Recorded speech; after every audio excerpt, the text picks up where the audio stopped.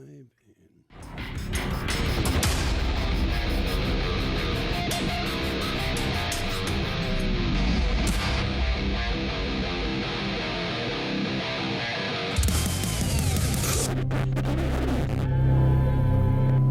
following show contains language and situations that may be offensive to most people. The views portrayed in the following program are solely the views of the DAG and or guests of the DAG show and may offend, anger, disgust, hurt, outrage, shock, antagonize, annoy, nauseate, and occasionally disgruntle listeners. Do not use the DAG show if you're allergic to the DAG show or any ingredients of the DAG show. Please use discretion while listening to the DAG show around monkeys, feral cats, rabbis, baristas, retired city workers, persons named Tom, Olympic cyclists, your mother's ass, third shift Amazon workers, and or past members of the Mormon Tabernacle Choir. If you have any problems listening to the following show, shove them. No one cares, because he's the DAG and you're not. Hold on, I gotta tag some people!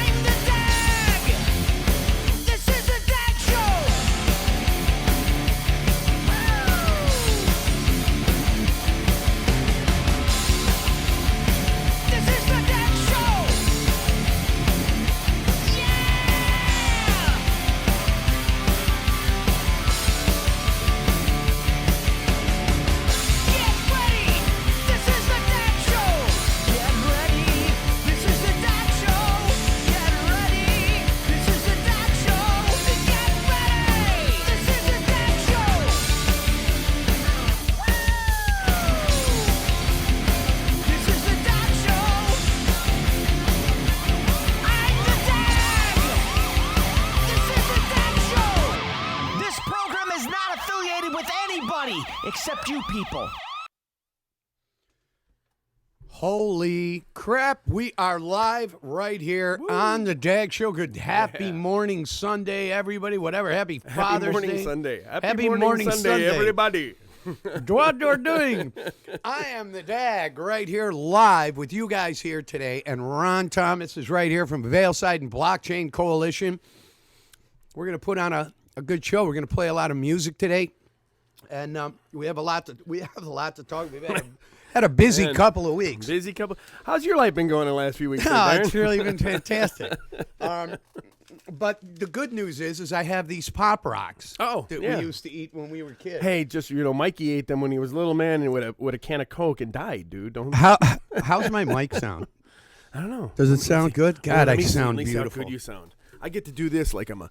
Hey, how you doing? Like you're a real DJ. Hey, what's up? Good morning. Happy Sunday. It's Sunday Fun Day here in Chicago, Illinois, ladies and gentlemen. Well, you're really loud there, Darren. Oh, well, sorry about that. Usually you're sending me messages during my show telling me that I'm not loud enough. But you see, you have some quality mics now. I do. I love this mic. This mic. I like this one. I like the way it sounded in my headset. Yeah. So yes, it's been a crazy week and a half for me. But we've had you took me out to lunch to one of my favorite restaurants. We're going to talk about that more in Villa Park, and we had both of our favorite dishes, which is the tikka masala from Moore, and then one of the best around. Man. We had a fire over at Mike's Drum Shop on a pole in your backyard, in the backyard, literally in the backyard of your house. It's my third house because I don't want to tell people where I live. You know what I mean? Right, my third house. I'm not there often. This is your opium den over here. My escape. And then the fire department was here. 568 people lost power. I think it was 500. It was 500. So I can look at you. I think it was 564. But whatever. You know. Well. It was quite eventful, and then we lost power at the drum shop. We were moving all this stuff for Mike, and then moving anything for the kid is tough. Yeah, I mean, and we're live here today at Mike's Drum Shop. We're live. We're live. This is not Memorex, man. No, it's not Memorex. There's nothing. And you have to be of a certain age to know that statement. You would. The guy in the chair. But yeah, so it's been a crazy week, and for a lot of different reasons, but it's all worked out good. So, you know, what's new with you? Look, and Ron got me my favorite donut. Yeah, donut and some Which Pop Rocks. is, Don't eat them together, though, A man. Boston cream. Wait a minute. We just created something. A Boston cream Pop Rock donut. Oh, that sounds absolutely revolting. Well, happy Father's Day, everybody out there. Yeah, happy Father's Day all to all you dads. All your dads, man. All you pops. That's right. So, you know, I'll tell you, we went and saw Ara this week. Let's talk about that. Yeah, man. Now, because I get a lot of shit, and I got some shit about putting up all the posts about Ara this week.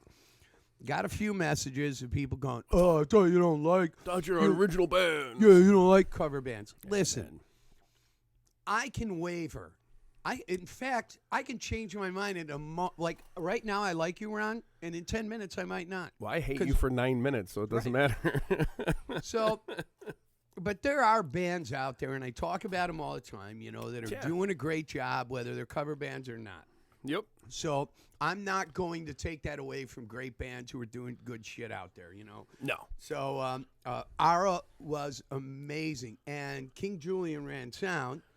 Amazingly, by the way. And Yeah. here, I got to give There were like I got to give 4,000 Julian people there. we got to give Julian some props, man. All right, give it to He was running the Masters rig, man. You know, the rig that's there every what, Thursday is it? Okay. Yeah, for the rest of the Oh summer. yeah, man. Mark Bowles owns that rig, and Mark Bowles is the king of sound in this area, man. And it had to be like, you know, Mike going up there and playing in front of Tom Sawyer Suckerman. Tom Sawyer Suckerman. Tom Sawyer Suckerman. It had to be like, you know, literally, that's the guy you want to go, wow, I got to do really good here. And he killed it, man. He killed it. Who, Mike Julian. did? Julian Julian killed it, Oh, man. no, Julian, the sound was off the Sound was chain. superior, man. It was incredible. And working that rig, man, And it's a Mike- fun rig to work. Mike played, my brother, the kid, he played phenomenally. Played well, And he man. always Yeah. does. But there was something special about that performance. And it was exciting, too, because there were a lot of people that came up to me and are like, "Hey, Dag, from the Dag Show." Yeah. It was really nice. It I was think a it's great the first outdoor fest, night out, you know, that beautiful weather, man. Yeah, how could you not be inspired to play well out there, man? It was awesome. I had some very cool. internet trolls early on that were going, "Oh, look, there's nobody here." You know, and They took a video of the sound check. Yeah. And there's one dude up in the front. It was like, okay, come on, exactly man. what they Really? did. So Whatever. it was really stupid. But it was a fun night, man. You know, it was cool, and it's just so many different towns are doing shows like that on the same night. But get out and see some of this stuff, man, because there's some really killer bands out there. I mean, that same night you even had an original band, somewhat original band. Pino Ferrer was playing the Rosemont, man, for the over at their thing. It was killer. So every town has all these cool free concerts, man. Some got some national acts coming up too, man. Like really big bands playing these free concerts. So well, there's a lot of cool stuff going on. I will say I'm still a little overly annoyed with all the Journey songs. well, 'cause yeah, I've been- I'm more annoyed that when you first hear that keyboard part of "Don't Stop Believing," Right. the crowd is louder than the keyboard part. I'm like, you've heard this so many times. It's so stupid. I get it though, man. You know, it's the world's a jukebox, man. Everybody likes to hear what they like to hear. You know, and so It's rather annoying. I'm not gonna lie. Listening to "Don't Stop Believing," I can't take it. well, I'm telling you, this is a reason why. I wore a diaper to the Bensonville show, so as soon as that song played, I could shit in my pants. Exactly what I did. I defecated myself right there at the Bensonville Fest. Oh boy, 'Cause that's what that smell was. Oh, I couldn't take it. I literally walked up to the stage and looked at Tyler Holcomb and just like this, like that, in disgust. You know? I guess that's the reason why, it's hard for some original bands to make it out there, because everybody likes to hear what they know, man. They like to hear what they know. It's a jukebox out there. And all the A-list cover bands are successful because they kind of run the same set list, man. And people, well, look, man, the Loop 97.9 was popular for how long? Because everybody had it in the workplace. Right. Everybody listened to it all day long. It's what you were bred and grown on, man. Like everywhere you went, that music was playing in the background. AC/DC, Led Zeppelin, Styx, Boston. And it's comforting to people 30 to, at this point, 70, and I get it, but, you know, the reason they're out there playing is just those bands they're covering were original bands. You know what we didn't do? We didn't build any lower thirds for the show. We screwed around getting all this stuff. Well, I'll tell you. Well, because the only thing I got out here are things that say the Dag Show is live with Dag and Die. So I can't. It's supposed to be Dag and My Ron. hair is a little same length, but you know. Yeah, so I way. forgot to put the lower thirds. Go to thedagshow.com. By the way, get yourself a coffee mug, a tumbler, something cool. Dag swag. Dag swag. Get your Dag swag because you know what Dag needs? Dag needs a little bit of help every now and again. This is not a little cheap forte that we're in here. It's a very expensive nightmare to put the show together. But thank you all for supporting me. Go to thedagshow.com. You can watch the videos. There'll be a jingle coming for Dag swag too. Oh, you guys did some. I wake up the other day, folks, and I get an email with 4 promos, new promos from Ron and Tony Angle from Blockchain Coalition, and they were unsolicited. Once again, you guys are all awesome. Everybody, 1096, Gotta support, who man. wrote the music for the Dag Show, and then you added all that stuff on. Some then flake Dino- added all kinds of stuff in the beginning of your intro and Oh, ruined it. It's fantastic. I love it. But we have all these new promos, so thank you, everybody, for participating and paying any attention to me. I am the Dag, and you are not. And that's why you do it. And some people are thankful for that. What did I say that out loud? Many people are thankful for that. So let's talk. Let's talk a little bit here because there's something that I noticed about you. You and I have been hanging out a lot together last week and a half, and the minute you get in my car, you start talking about food. Look, I don't man, know what it is. we about were going it. to lunch, bro. I know, that's but kind every of what time you get do in when the you go to car- lunch. But you talk about food all the time. Well, you know, okay. For one, I'm fat. For two, I like to eat. There you go. There's two things that kind of were the same. They all tie together. They all Look at relate. how they gel. Hey, man, it but just gels. no, life's too short to eat shitty food. Don't go to McDonald's. People go to McDonald's. That line outside this McDonald's when you try to get a Coke know. or something or a coffee is outrageous, man. It's stupid. It's $15, $16 for a number or whatever, 21 or whatever the hell. I don't know how the number system because I don't eat that shit. You could go right down the street to more. What was it? $13 for tiki masala dinner. Oh. The best. It was amazing. Moore is a Yeah. brewery, and it's owned by 2 Indian brothers, I think, right? These guys, and I don't mean American Indian, like Middle Eastern, Yeah. Not Middle Eastern, Asian but yeah. Indian, Persian. Okay. Of Persian descent. So they put this brewery together, and they had these most amazing beers. So they had, you were having this A peach cobbler. beer. A peach Peach cobbler. Man. cobbler It was a peach sour, and beer. it was almost like a dessert, man. It was really, And then really killer. I tasted his, and I'm like, wow, that is really good because I'm not a beer drinker. I had a vodka tonic, and I took some of that. I got a little. She gave me a little bit in a glass, Like a of taster this glass, yeah. a taster glass of peach cobbler beer, and I put it into the vodka tonic, Mm-hmm. and it was heavenly. Oh man, I tried it too, and it was kicked that drink really up. good. So Dag now has 20% of more. 20% or more. They're building a wing for him. That's right. There's going to be a whole Dag segment there. But Yeah. Other than that, man, Food you know, is like, fantastic. oh, think about it, man. Like, all right, again, let's go back to the McDonald's, Burger King for $15. It costs you. You know where I used to stop? Longhorn Steakhouse. Did I get a steak for lunch? No, I got a burger. They're $9.99. A burger, fries, and drink. You're ending up cheaper, even if you got it to go and just walk out of the Well, place. you and man. I Get went- good food, dude. After Stop eating the- shit. After we left the Bensonville thing, we went to McDonald's. It was $23, and they forgot to give me my shake. It was horrible. I got fries and a nugget, and I was almost died the next morning. Oh. I don't know what the hell's in that shit. Well, that food just it sits in you, and then you can't. And it It has it's like addictive. it takes so much for your I w- body to process it. I would say they have like a jar of McDonald's and they put it in everything. You ever notice the shake tastes like the fries and the burger tastes like the nuggets? It's called McDonald's. Let's shake some McDonald's on this to get it all tasting the same.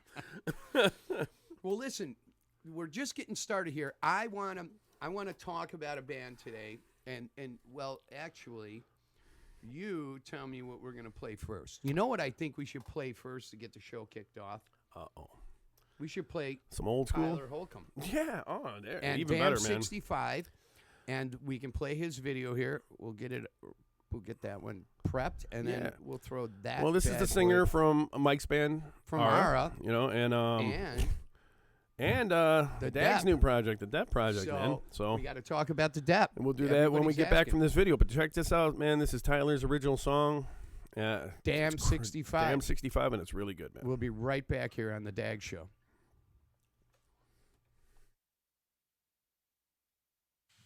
Just when you think you're home, and nothing could go wrong, you find yourself on a road that's going nowhere. Headed down that road, where it will take us, nobody knows. There's no turning back now, the music is calling. That damn 65, pulled over, I tried. When I was in, I see the rise of the sun. Franklin, Tennessee, it's just you and me, and there's nothing but blue in the sky. But that damn 65, sipping bourbon and wine. My girl is looking mighty fine.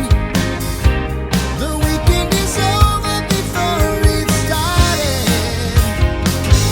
That damn 65 makes me feel alive. The evening is come and we're on the run. Turn the radio on, I'll play the country song, the one that makes you feel like dancing. I've been searching for so long for some place like this. But this is not my home, 'cause home's where the heart is. That damn 65.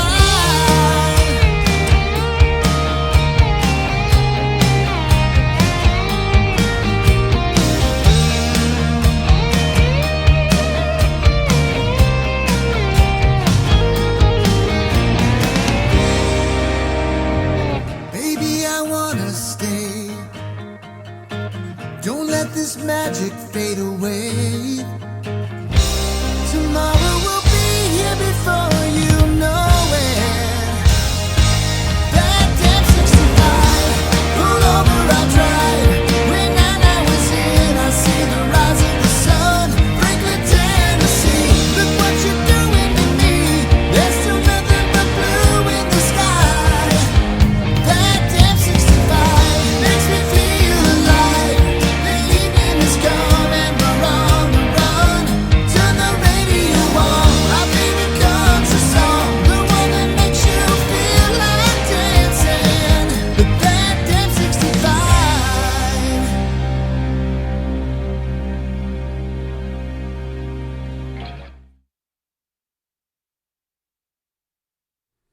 We are back here, man. Yo, And man, that that's a killer was song, Tyler dude. Holcomb. Yeah.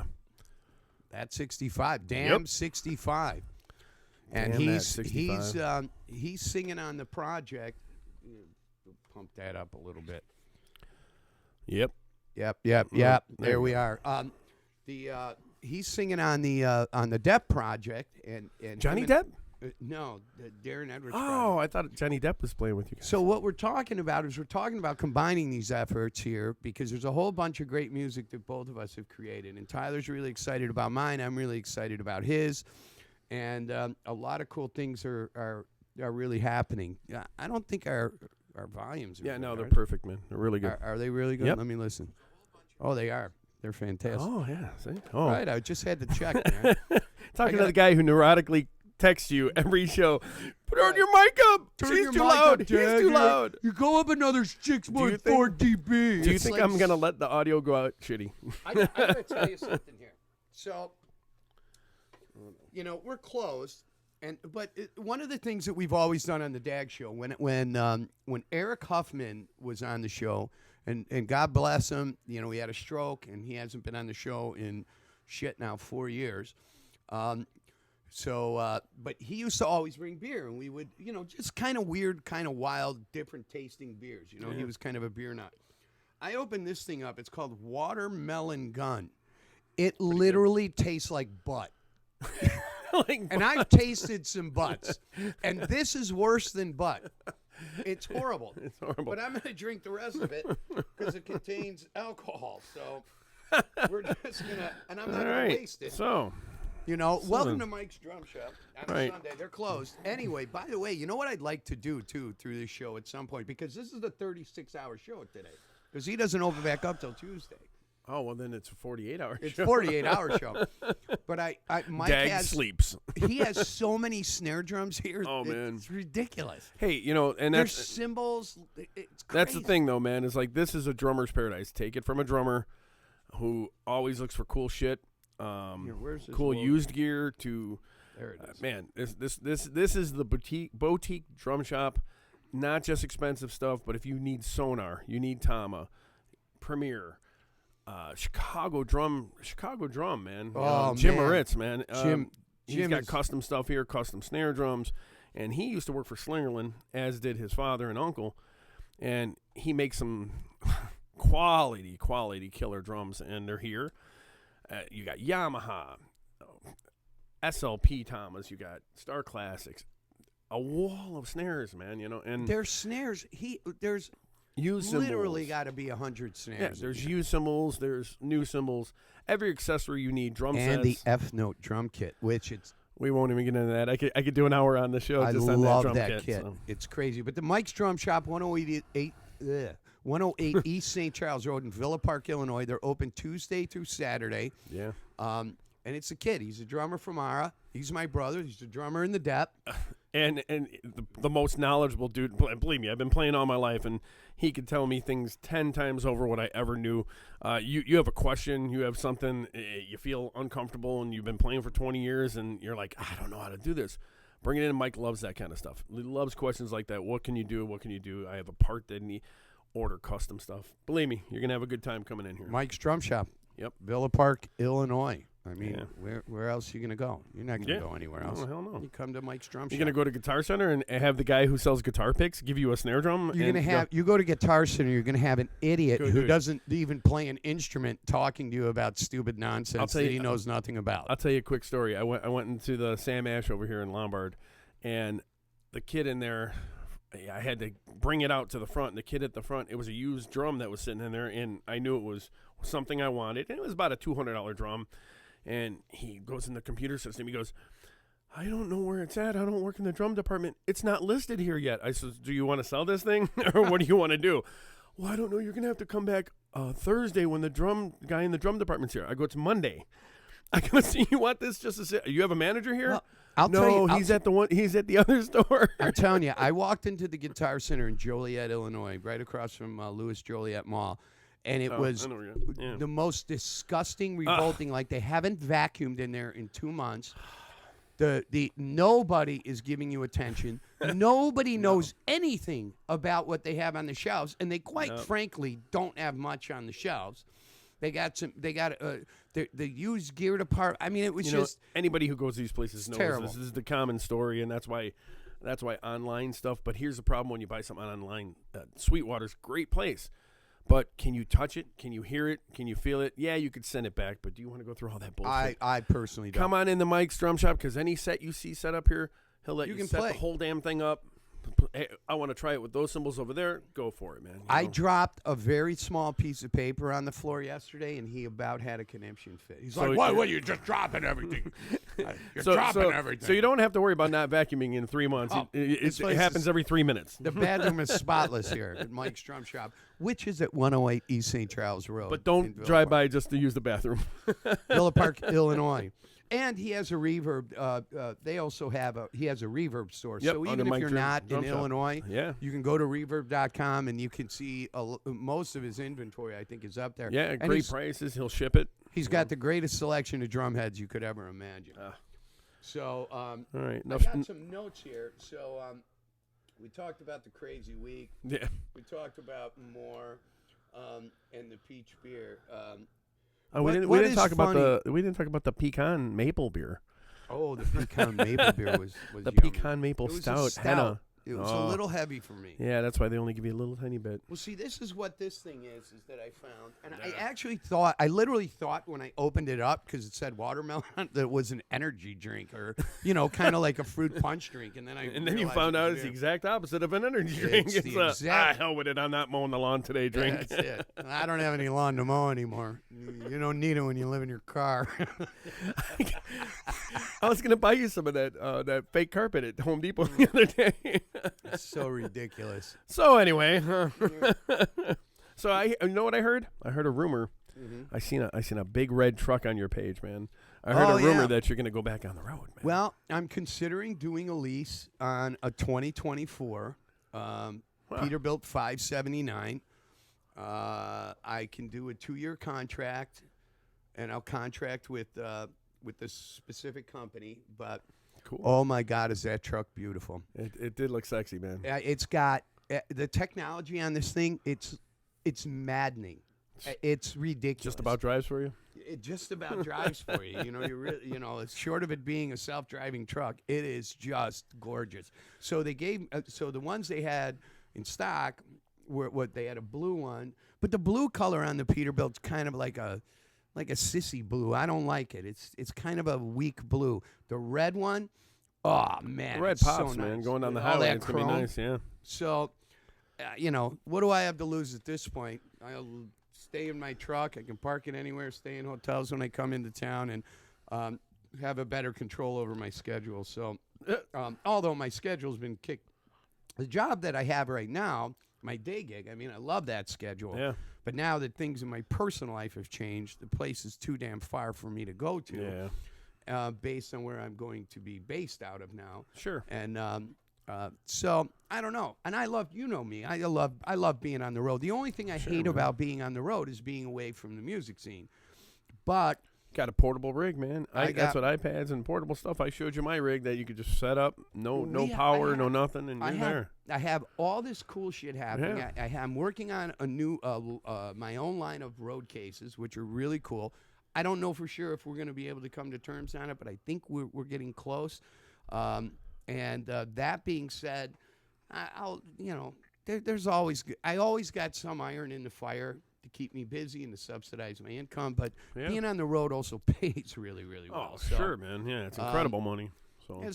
especially if I lease. Well, and your situation at hand at the moment lends you to it, so might as well go for it, man. Mine as well. Yeah. And it's brand new. They said I have to fly to Oklahoma City to pick the truck up if I do this deal, and I'll know tomorrow if I'm doing this deal for sure or not.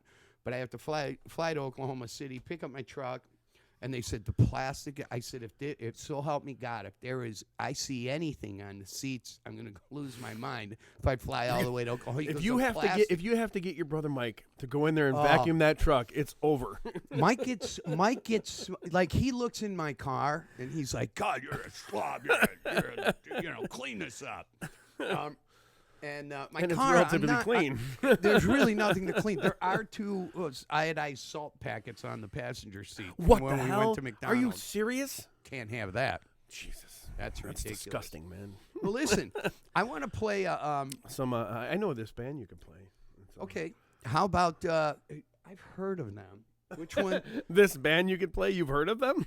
I can hold on a second. Let me go to. Current or wanna play- past. I want to play some Wash, Rinse, Repeat by Bailside. I know them cats. What do you think of that? Sounds good to me, man. Hold on, we got to make sure that all the commercials are out of it. Because all you guys here, I want to throw this out here too for a minute here because you people in bands drive me nuts. You go ahead, you create a YouTube channel, and then you sign up for all the ads. So then I can't even watch your full video without being interrupted. And you know what I do? I move on. Well, here's the problem. When you don't have as many subscribers as you need, ads are mandatory in the beginning. You don't sign up for ads. You only sign up if you have over 1,000 subscribers. You could get paid content, but they put ads on your crappy.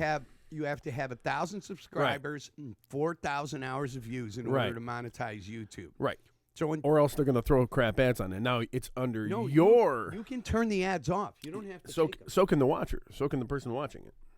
Don't get hot about it, Ron Thomas. This is still the Look here, Dag man. Show. This isn't the Ron Thomas Show. Look This here, is when the when Dag your Show. when your Johnny Depp song goes up, man, and you got a video, then you'll see. We're gonna talk about this, but I'll tell you one of my favorite songs that came out of Chicago was Wash, Rinse, Repeat, and it was by this man and his band with Tony Angle and Veilside.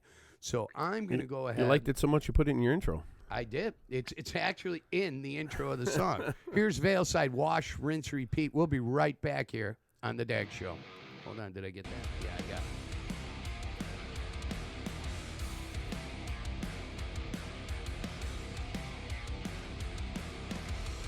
Feel a little lonely since you left the message on my wall. Can you send a picture? But better yet, just send them all. I need it. Come a little closer. Well, let me take a peek at your tattoo. My mind is racing. All of the things that we could do. To the things I see in dreams. Show me things I've never seen. Let's see who can make us scream. Come on and do those things to me.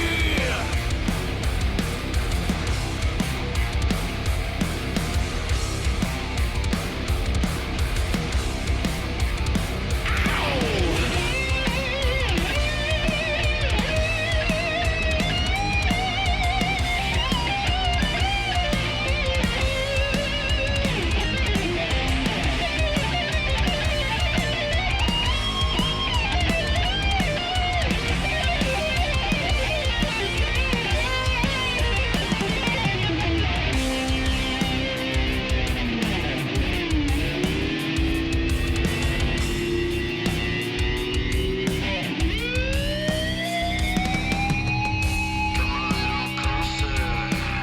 Let me take a peek at your tattoo. My mind is racing. All of those things.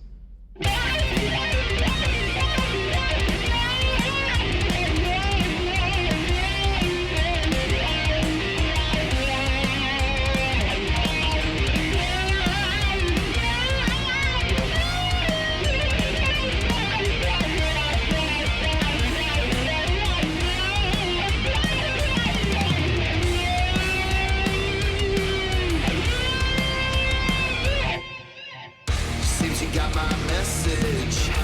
Well, as a matter of fact, you've seen them all. Thank you for the picture. And had it posted to my wall. To the things I see in dreams. Show me things I've never seen. Let's see who can make us scream. Come on and do those things to me.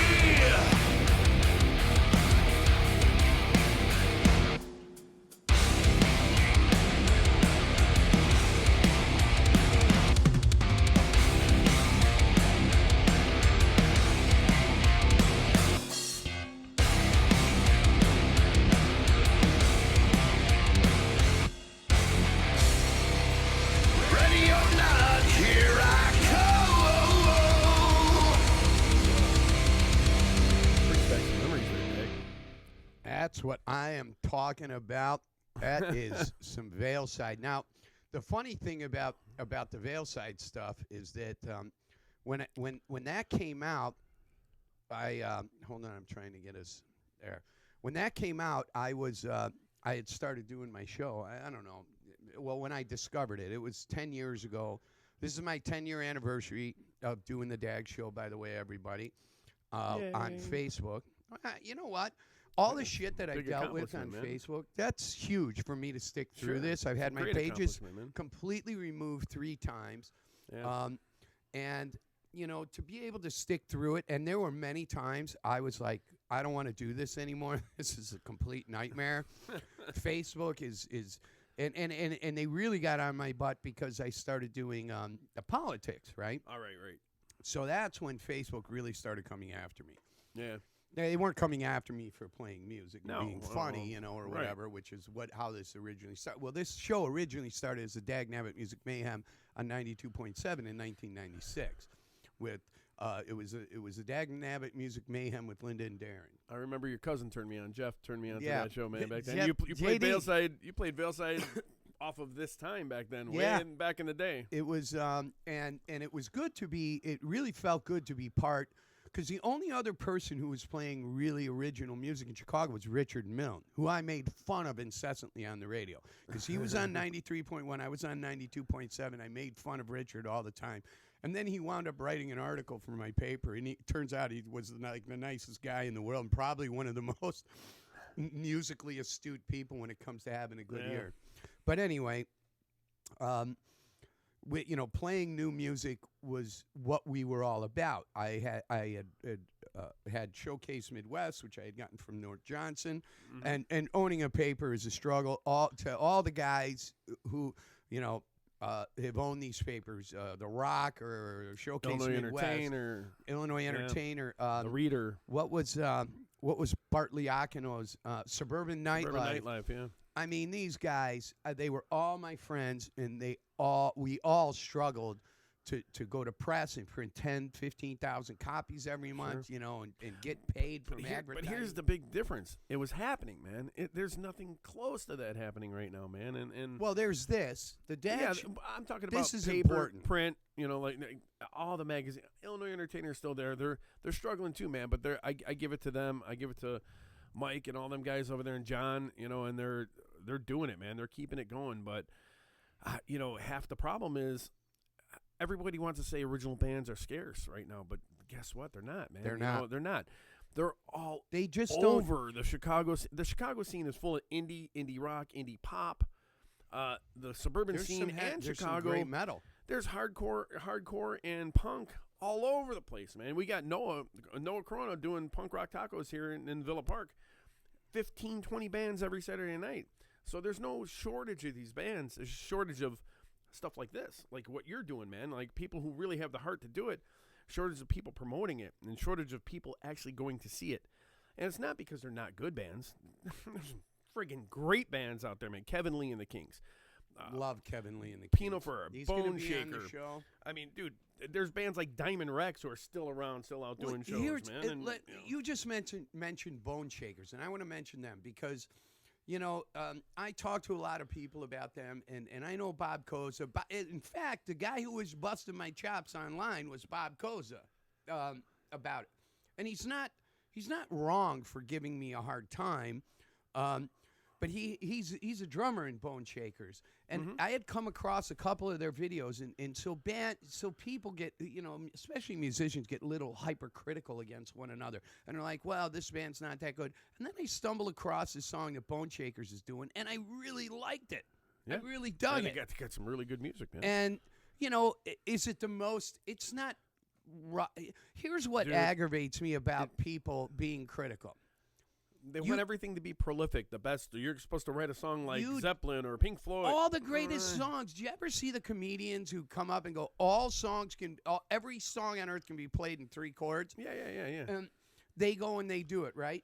So this song is not a hard song that Bone Shakers is doing, but it's really cool. I wish I knew the name of it. Well, here's the thing with that is 3-chord songs started in the 40s and 50s, and most 50s, 60s songs are 3 chords, 2 chords, and they're some of the best songs ever, ever.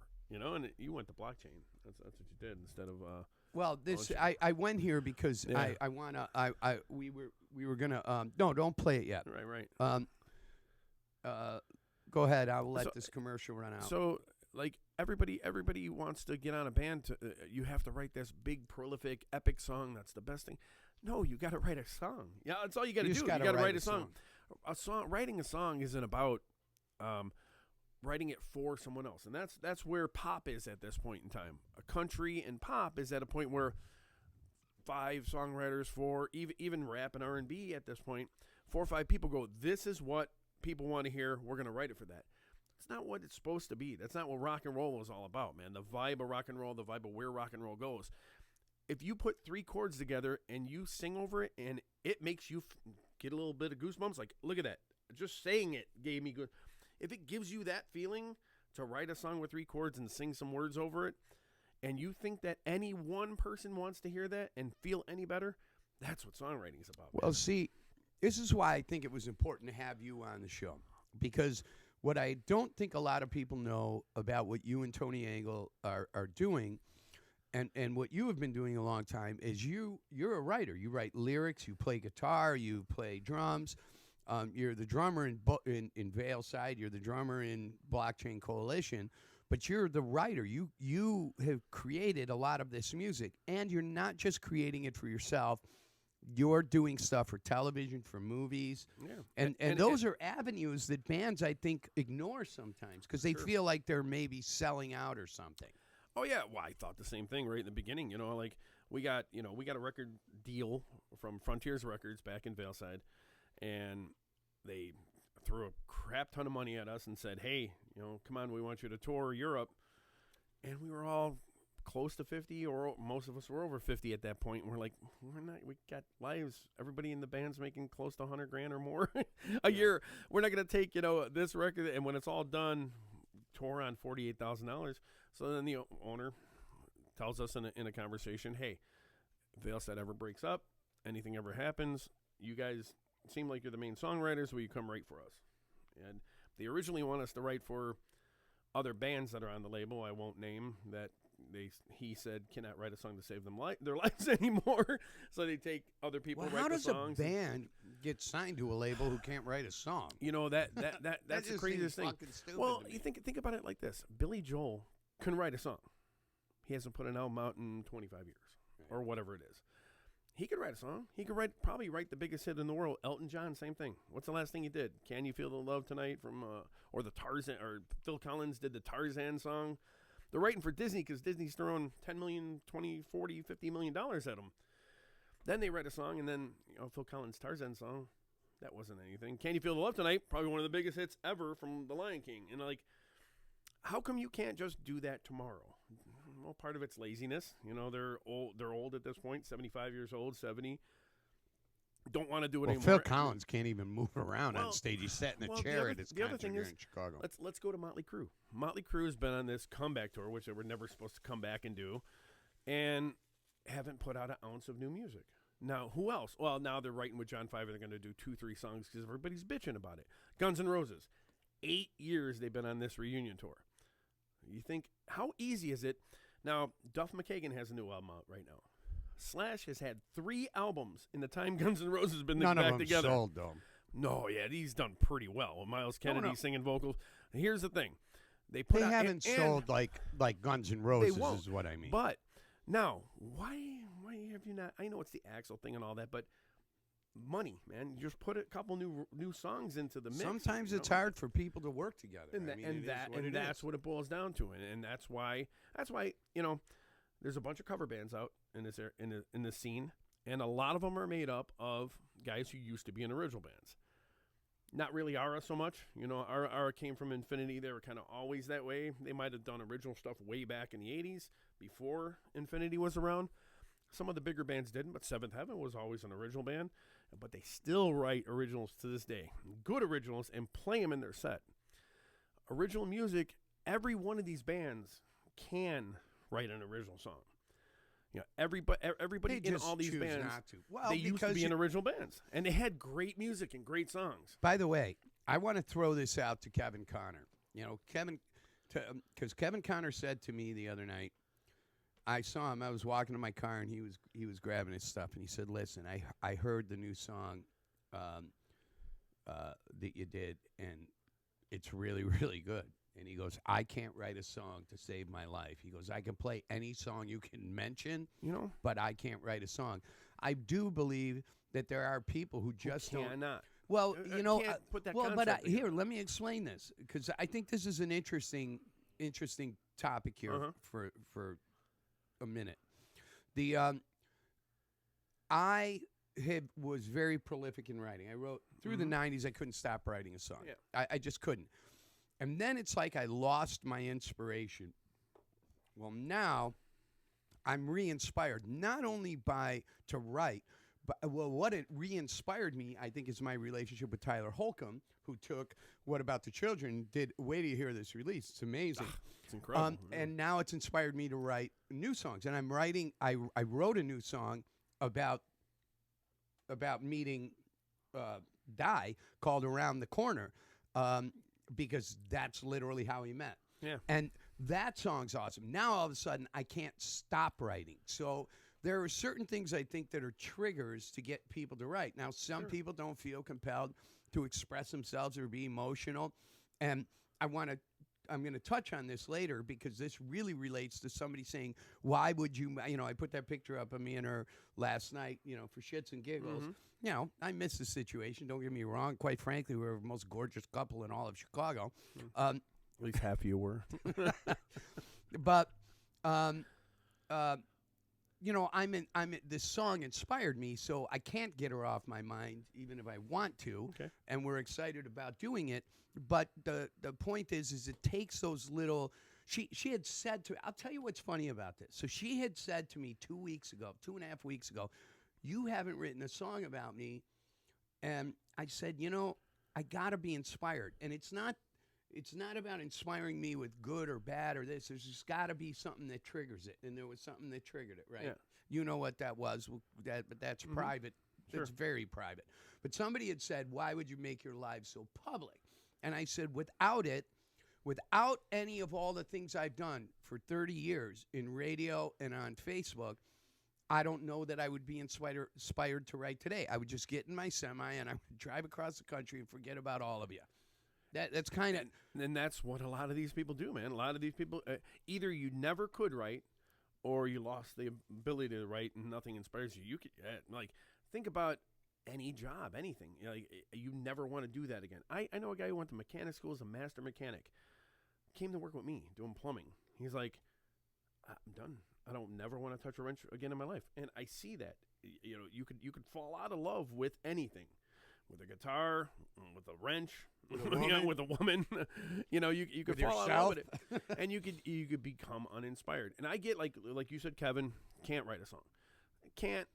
I don't believe him. No, I believe it because playing guitar. When I started playing guitar, I could see somebody who just plays a guitar and can't write a song, and not so much can't.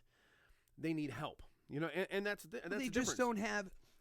Again, it comes down to the wherewithal of saying, listen, I'm going to let go of myself and I'm going to write, because once you put the music down, now you're going to come up with the lyrics. Now you're letting once you start writing lyrics, like if you read my last 2 albums and this new one, you're going to go, this guy's clinically depressed, What an idiot. I mean, he's the saddest human on earth. But I'm really not. Those were my outlets for me, and I'm not embarrassed or humiliated to have my music heard. What's the difference of me writing a song and having it be a popular song, or me telling my life in words on the show? Right. There's no fucking difference. It's exactly the same. The biggest difference is putting it to song and recording it and having it available for people to have is forever.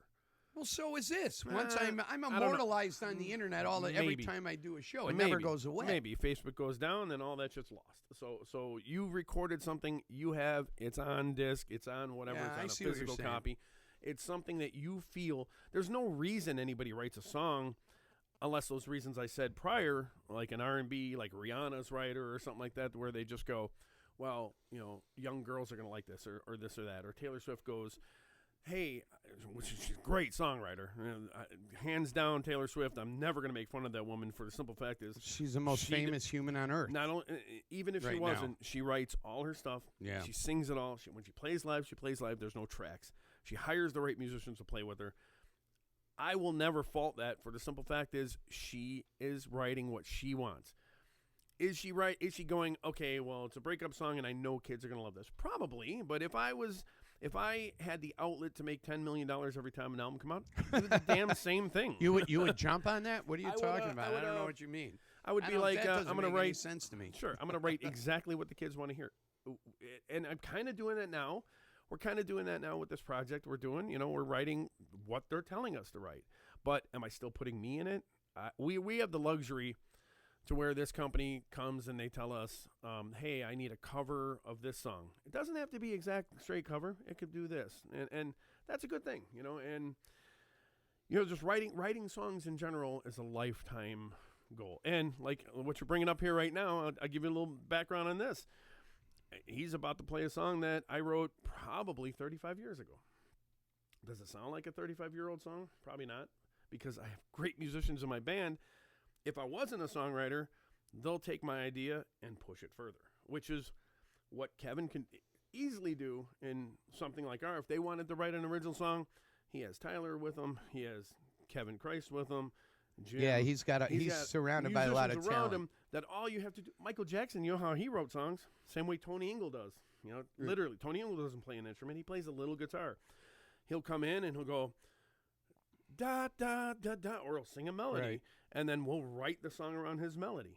Because he's not going to come in and show us guitar lines. So that's how you do it. That's how you make it happen, man. But, to that point, let's go ahead and play a song here by Blockchain Coalition. This is the new project that developed out of Veilside, one of Chicago's greatest rock bands.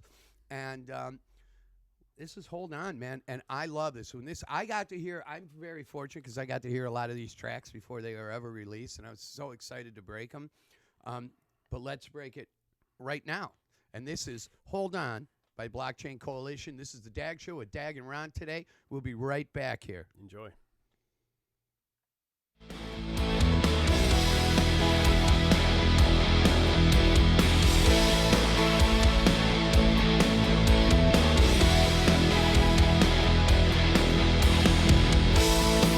Oh, I can't believe this.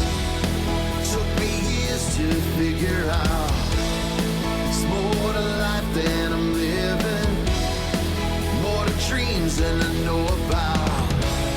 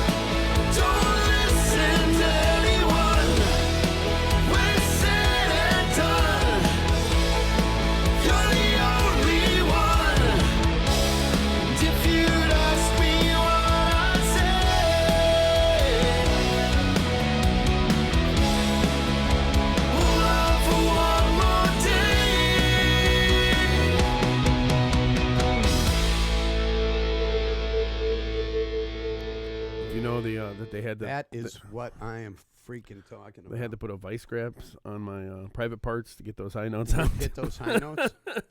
Well, welcome back to the Dag Show on this wonderful Father's Day. I am the Dag, and I'm here with Ron Thomas here. Hello. Live at Mike's Drum Shop in Villa Park, Illinois. And we're going to, as this show goes on, we're going to go ahead. We're going to get a camera off of one of these stands here, and we're going to show you what is show here. you around it's the really place. crazy. But we got a lot of people watching, man. So let's go talk back to 'em. now that we have a way to. Helen's out there. Happy Father's Day. Thank you, Helen. Sandy. Happy Father's Day. Thank you. Thank you to all the fathers. Robert Bartlett's out there with good afternoon, man. Jennifer Nanetti with Happy Father's Day. Thank you.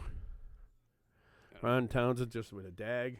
Well, he's Ron Townsend had a band, and he has a song that I'm going to get on the show. I keep promising him I'm going to play from his original band back in the 90s, like I did Paradise City with Sam Marini and John Craig.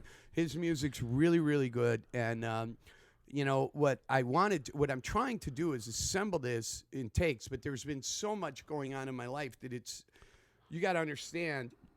I got to move all of this crap around all the time. So, and you see what I have. Oh yeah, it's a bitch, man. We do it at the radio studio too, man. Yeah, so we do the same thing. And then this morning we had to finalize everything, and there's always something weird that goes on. So you got to be prepared to try and deal with some of the problems, but. Getting the music all to where it's, what we want to, in all the places so it works seamlessly during the show is the hard part based on the way that the music is sent to me. Yep. So then it has to be converted, whether I convert it, Dino converts it. By the way, we're going to play a song from Dino Manziel, who's the producer of the show today, which I absolutely love. And while he's getting that up, I'm gonna shout out to a couple more people. Go ahead. We got Bob Berg's watching. How about some Blockchain? Well, hopefully he just liked that last song because he played bass on it because he's the bass player in Blockchain. All right. Well, Bob. You got Tyler Holcomb's out there. Tyler Holcomb. Yeah, he's out there. Tyler Holcomb. I mean, he's right now the greatest singer in Chicago. Kristen in my Crane. opinion. This song freaking rocks. All right, you rock. That's awesome because that's me on that song. Thank you for all the nice words. Where guys. does he see popular indie music going? I just saw that. That's a great question. You know what? Let's talk about that. Where do I see it going? It really doesn't need to go anywhere further for the simple fact there's always been an indie music scene in the city. The Elbow Room, Subterranean, all those clubs down there. And to this day, Double Door when it was around, to this day, they're all still playing there. The reason the Entertainer exists is if you go to calendar, you don't know one of those bands playing. You look down the calendar, and we could open it up right here, right behind us. Each day has a paragraph of bands playing every day of the week. And Tuesday, Wednesday, Thursday. But not in the burbs. Not in the burbs. In Chicago, all those places down there, they're playing daily. And they have 150, 75 people coming out every day of the week.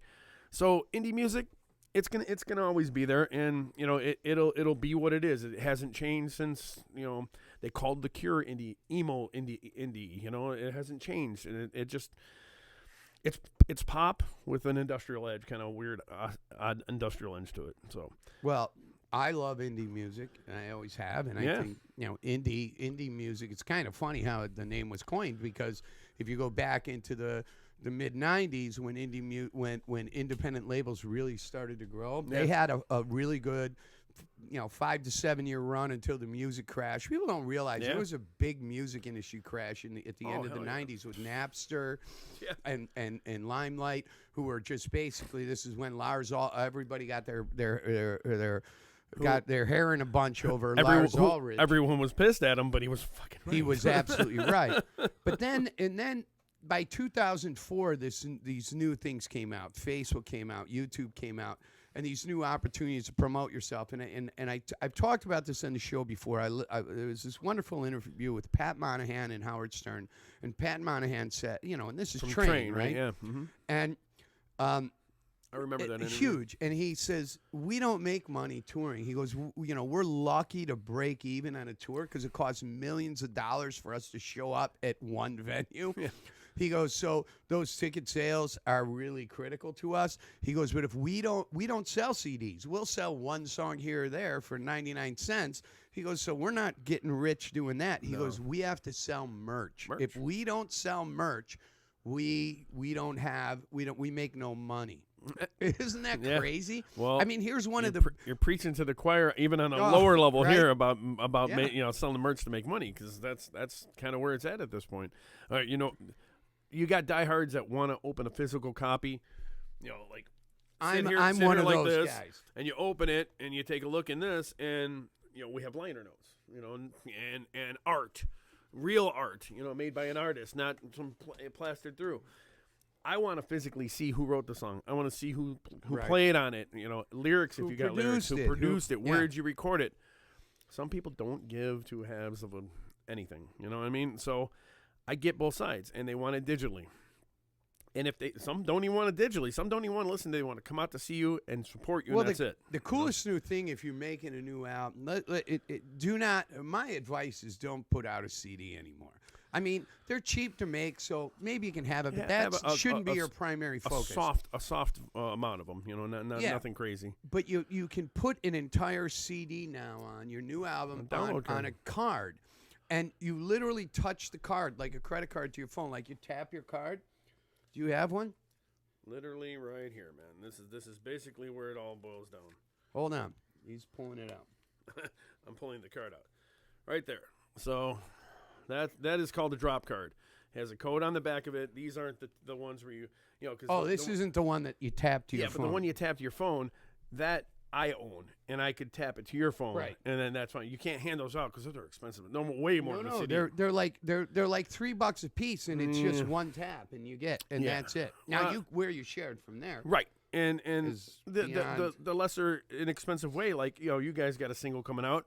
This is a great route to go because you're talking 30 cents for a single, and if you're going to sell the single or Right. you just want to pump it. you know? Actually, we have 5 hit songs on this album. So That's true. I So you would- put all 5 on there. So that's where it's at with that, man. And Tyler and I are making that happen. Tyler and I and the kid. Yep. So that- but that's cool. You're not right. to change the subject, but here's another question from Yeah. Kristen. It's Kirsten. Kirsten, sorry. A lot of musicians go tribute to make money. How does that pull new fans in? How does he pull new fans in? So a lot of I'm not sure. I got an answer to that. Well, question, I'm not too. sure if that's how does he pull new fans in? Are you talking about me for my bands? So we won't go tribute. We don't really go cover. We play covers only because my thoughts and ideology on an original band is who the hell wants to hear your original song? Great. All right, cool. So what am I going to do? Am I going to do a cover? Am I going to, yeah, all right, I want to do a cover because I like certain songs. Am I going to do it like Pink Floyd, like Zeppelin, like that? No. I'm going to take, because we're 5 songwriters in the band, we're going to write something totally different and take a song and just go, all right, well, now let's imagine, which we did on the album. We took Wrapped Around Your Finger from the Police and said, hey,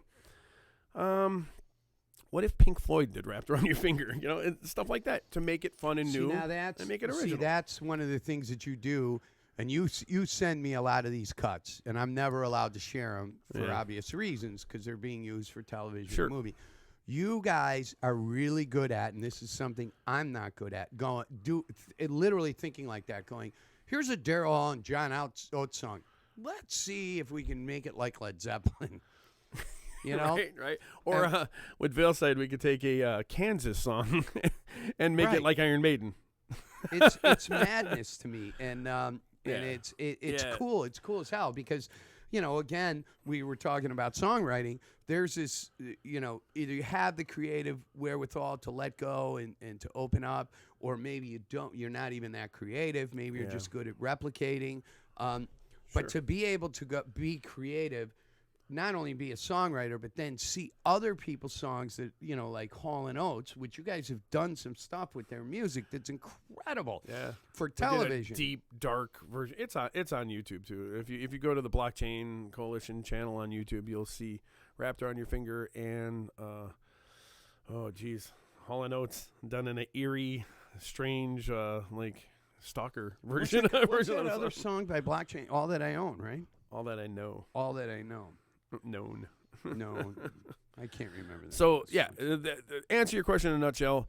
Bands are going to tribute bands. Not maybe tribute bands to make money. They're going to cover bands to make money. Great.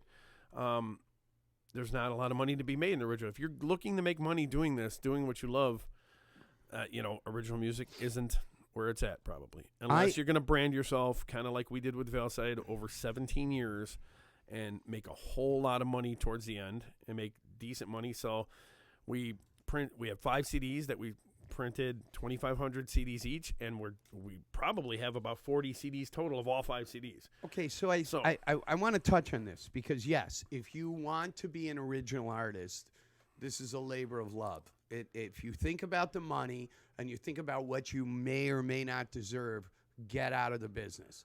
Exactly. Because it has to be a labor of love. And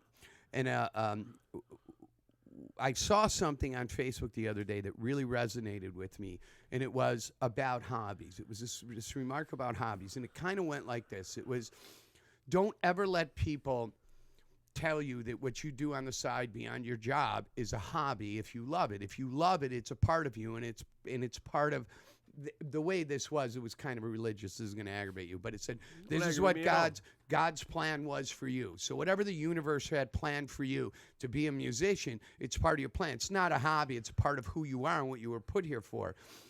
So if you're creative and you're an artist, don't ever be sad because you didn't make $1 million. Be proud that you created something that may have moved 1 or 2 or 10 or 1,000 people. Be happy for that. Do not let anybody ever tell you that, buying a new guitar, buying a new drum set, or whatever the case may be. Listen, if it's going to disrupt your family and your kid ain't going to be able to eat, that's a different story. But if you can afford to increase your craft because that's because that's your passion, what's wrong with it? I mean, the professional fishermen, professional golfers, professional sports figures, professional musicians, you got to put the work in.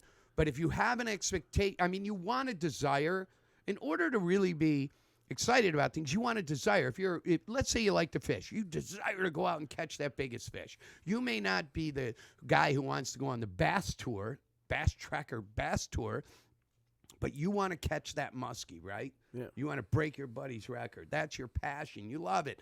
It's where you empty your soul. That's what music is for me. When I write, I release. I literally come apart at the seams, and I fall apart, and I let go of everything. And I realize a lot of time when I write what a fucking idiot I am a lot of times in life. So it's a release in so many levels. Sorry, I just overtook that conversation. I'll tell you what the loser in the situation is. The person who loses is the person who is over 50 and thinks they're going to put an album out or put a song out and make it, quote unquote, make it. Right. Because if anyone thinks, there's nobody in this band under 50, but anybody thinks we just put this out because we want to make money or we think that we're going to be rock stars, hell no, man. The story of why I have 6 CDs out to this day, and I had an original band back in the 80s called Onyx, there's a story behind that. The first song I ever wrote that got put out, we got a handwritten letter back in the 80s back to us and said, I've been going through some very hard times. Thank you so much. It's all the letter said is, thank you so much for this cassette. It changed my life. How do you wrap your head around? I don't care if one person hears a song and goes, I feel better today. You know what it is? It's like religion. It's like anything else. If you listen to one of these songs and go and relate to it on any aspect, any level, it's worth everything I've ever done in my 52 years of life, because that's exactly what I'm doing it for. If I'm out there going, which there are some bands out there still in their 40s, 50s, and even 60s going, we're gonna make it, man. We're gonna send this to every record label. Dude, the oldest band that ever got an album out was Three Doors Down. There's only so many they were in their 30s. Yeah, right. They were in their 30s, and everybody's like, they were like, we're going to put Three Doors Down on the front of the album because we're not going to put your picture. Of course, they're 38 years old. No young girl is going to want to go, oh, my God. Well, wait. What are you saying about the depth right now? You telling me the young girls don't want me? Well, I mean, you're going to have a bunch of dudes over 70, and then Tyler. Right. Hey, listen, I want to play another song from your new album. And then we got to play the Dino song, the Graham. We got 48 hours, and man. We do. And I definitely want to get to True Love Are you Devil. Nick Nolte and I'm Eddie Murphy, or I'm Eddie Murphy, you're Nick Nolte? I'll be Nick Nolte. Okay. Everybody says I either remind them of Nick Nolte or George Carlin. It's so ridiculous. But hey, welcome to the Dag Show. Happy Father's Day. I'm the Dag. This is Ron. We're going to play a song, All That I've Known, by Blockchain Coalition. One of Chicago's hottest new bands out here. We'll be right on the Dag Show.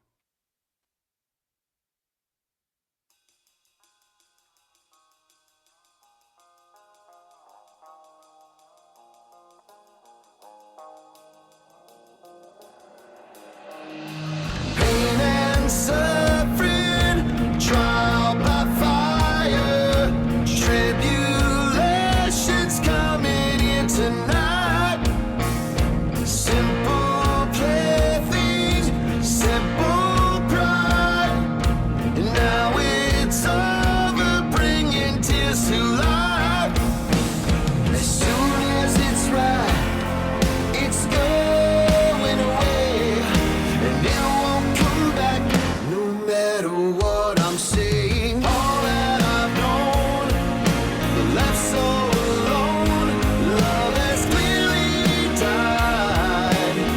You lied, and I cried. All that I've known, love that's been grown, but has clearly died. And now you're all that I've known.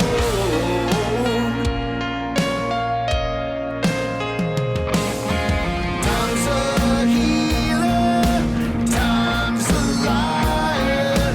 Situations just can't make it right.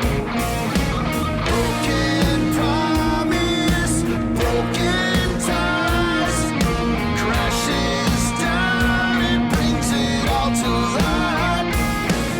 As soon as it's right, it's going away, and it won't come back, no matter what I'm saying. All that I've known, left so alone, love has clearly died.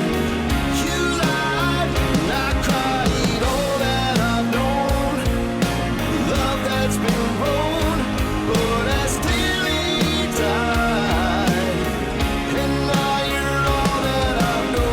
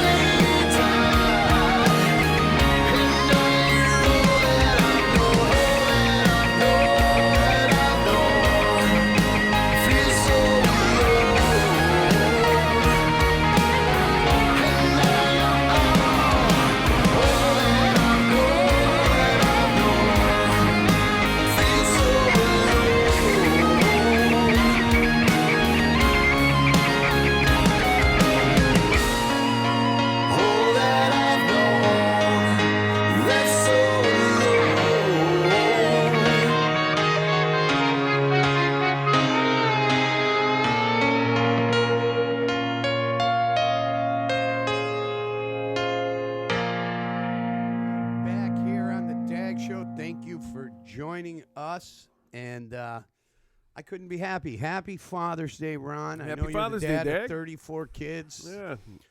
4 of them are yours. Right. Well, the funny thing is I get teased a lot. They're like, "Are you and Ron gay?"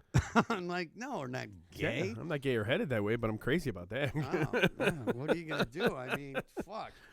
But yeah, I'm grateful for our friendship, and so thank you for all of that. Hold on, Bob I'm Berg trying- chimes in and goes, "What is this? And Justice for All? Is there any bass on that cut? That last song?" Okay, well, we mixed it a little weird. Sorry. It is what it is, but that's okay, Bob Berg. So, you know, Here's the thing. You just played All That I Know, and they watched the video. I'm gonna roll into a little something to help a lot of these and it's these gonna bands get out me there, man. fired up. So you start it. You and know, then I'll finish it. Veilside had a problem. 17 years, man. We never really had a internet presence. We're a bunch of old dudes, man, and we didn't really. And when we first started, it was 2003, and all that shit was new. So we didn't start it from the beginning. And by the time we got into it, we're doing 70, 80 shows a year and opening for every has-been band there is in the to be known.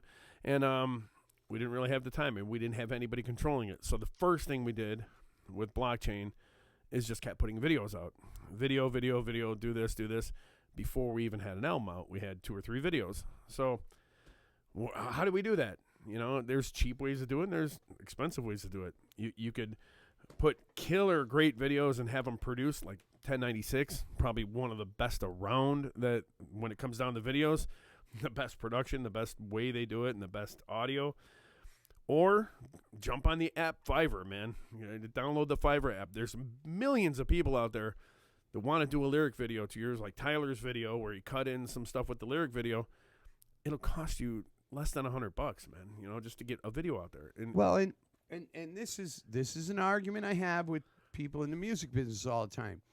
If you're not willing to spend, I mean, if you opened up a body shop, okay, let's say you're a body guy, you'd want the best equipment in that body shop. You would invest in it. You would literally take out fucking loans to put that body shop together. Here you are, you're writing great music that can be worth millions of dollars, who knows, and just in television alone, and you're not putting $100 into promoting, you know, your band. That's too much work for you. Well, you're too exasperated by the shit you're doing.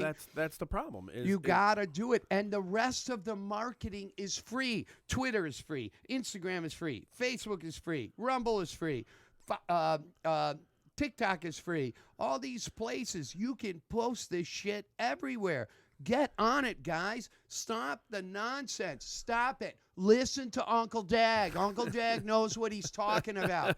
If you want, pay the $100 for the freaking video and then post it everywhere. Here's another thing that drives me nuts about dude, bands. do you know how many young kids out there, younger kids or colleges, people with college students who are doing any type of tech, anything, know how to do this in like 2 minutes? And the length of the song, they could have a video for you. They'll send it back to you in that quick a time. You know, if you can't do it yourself, if you don't do it, you just don't want to.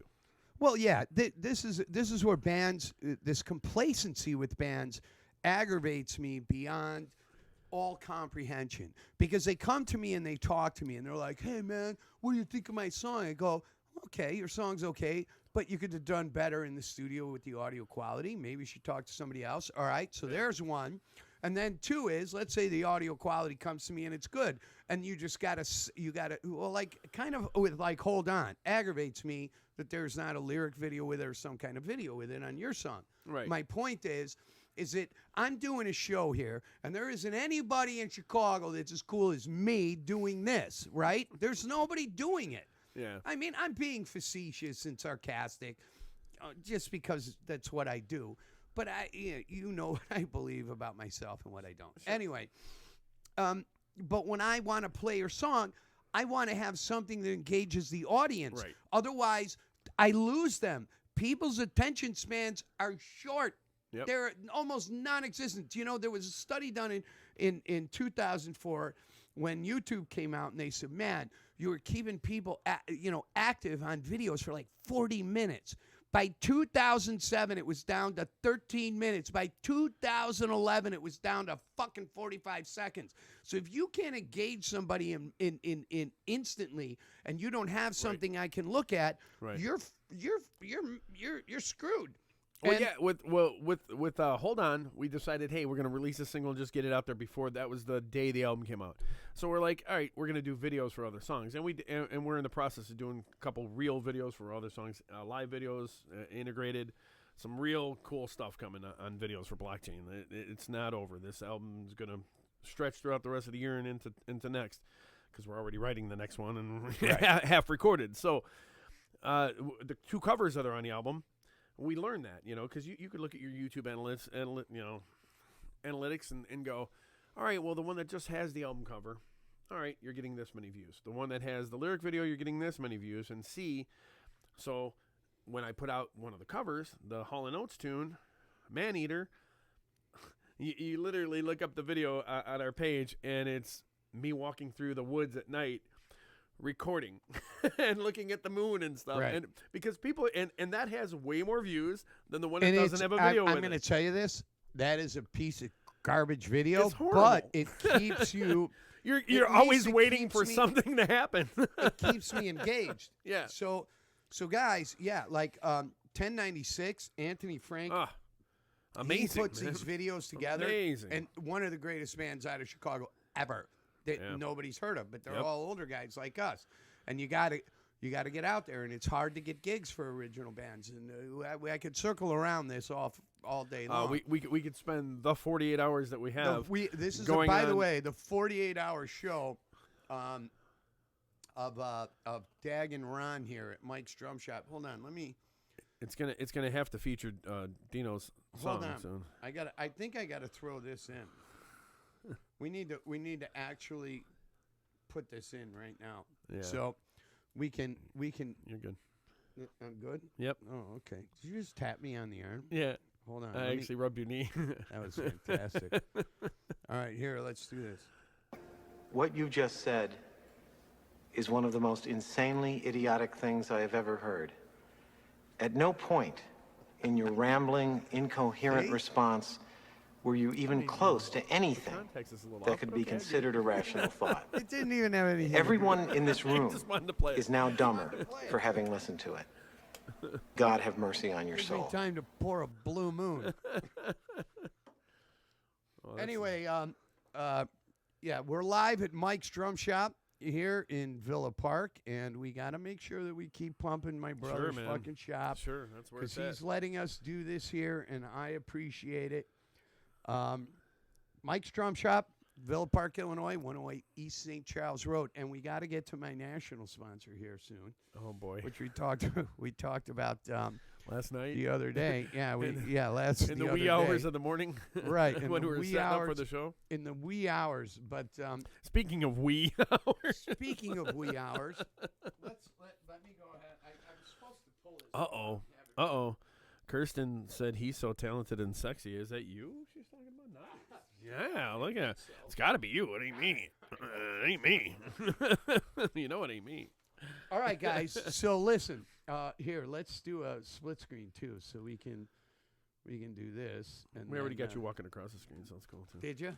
Yeah. Oh, well, there we go. Oh boy. Friday plans, ladies and gentlemen. Now listen, if you got plans on a hold on, I guess I should have. Oh, wait a minute. I should do. I think I have a logo here. Yeah, Friday plans. I got a Friday plans logo here. Who's the chick, man? Is that I your don't friend know. of yours? Some future lady that'll ruin my life. Friday plans here. Okay, so listen, we got to talk about this because this is what I do on my show. So Darren's going to talk to you about this because I didn't know what the hell it was when he pulled it out. When he pulled this out last night, Here, I wouldn't put know it what up. that is either. But Put it up. Which camera? Okay, Right that there. camera over there. Friday plans. What this is generic Viagra. Now, it doesn't mean that you need it, but it helps. Explain to me how it works, Darren. Well, you take 9 of these pills, your heart will go back to normal, and your penis will be hard for at least a day and a half.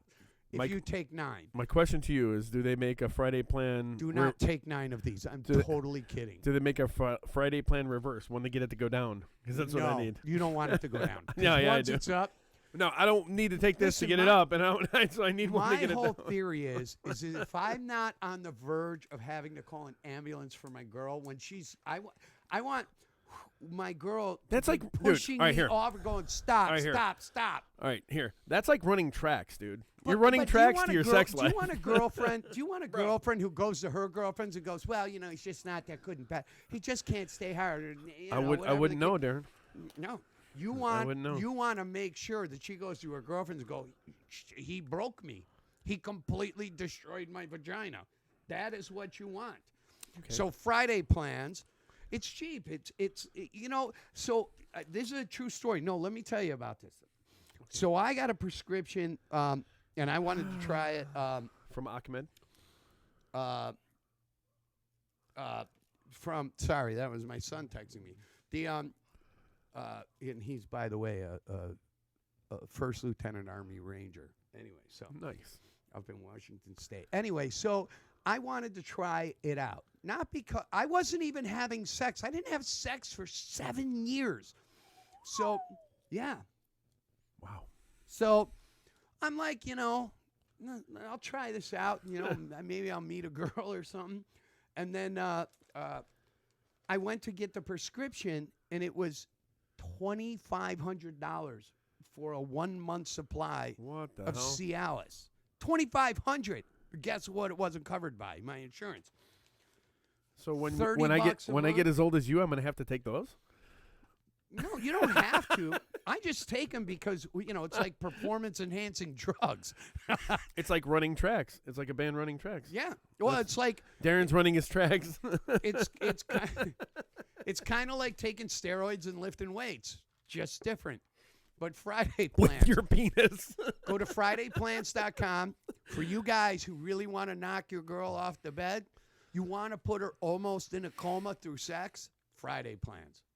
There you go. Yeah. That's it. Okay, so, and for the guys out there that don't need it, I don't need five. it. High five.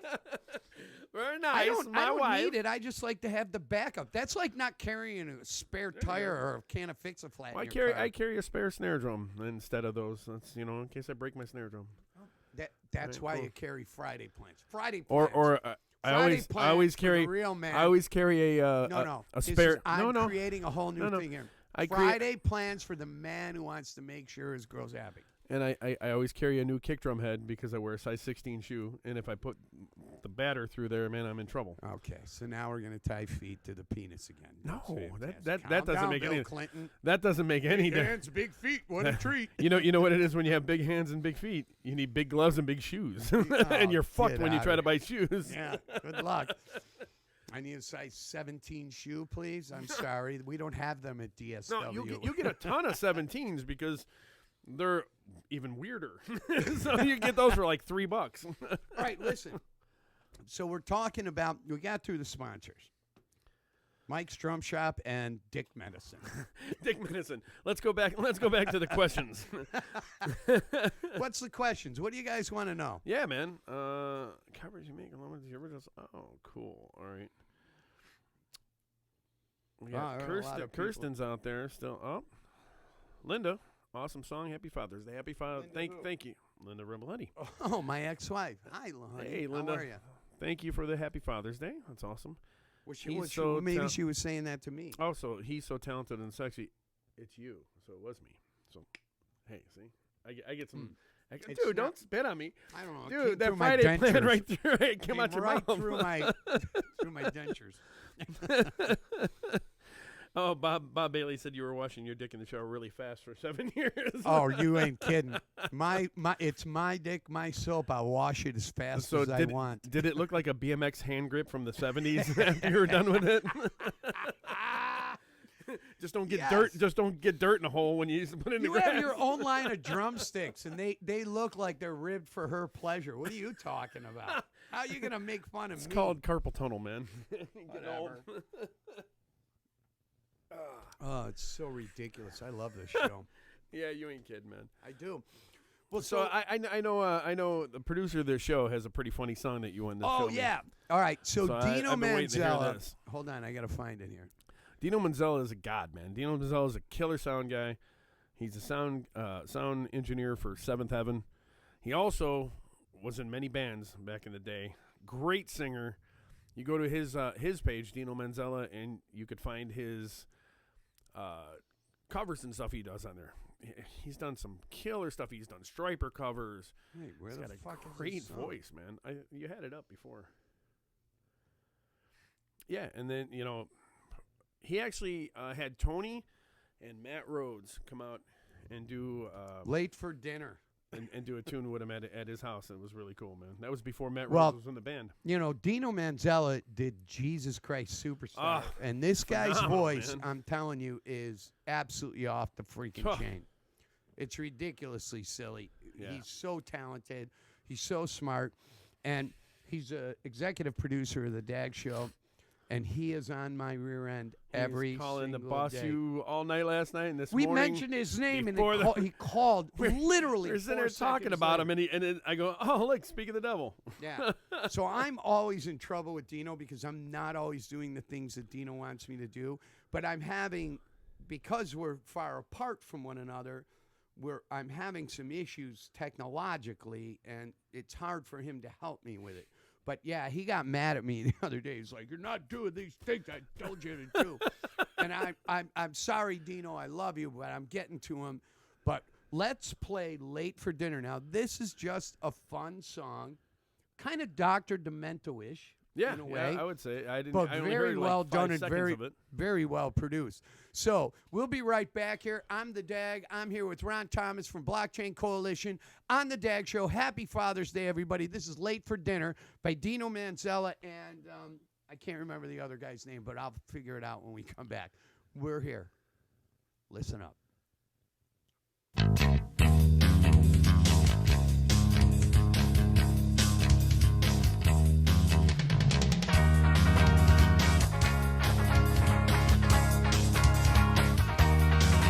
I was standing in the elevator earlier today, and a big fat lady got on and said, "Hey!"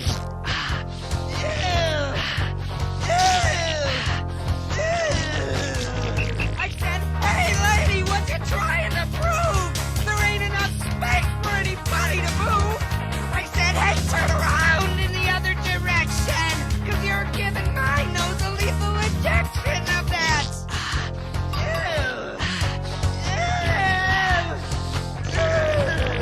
The door didn't open on the second or third, and the air was so thick that I couldn't be heard yelling, "Hey, lady, will you please turn around? My eyes are burning, and the wall's turning brown."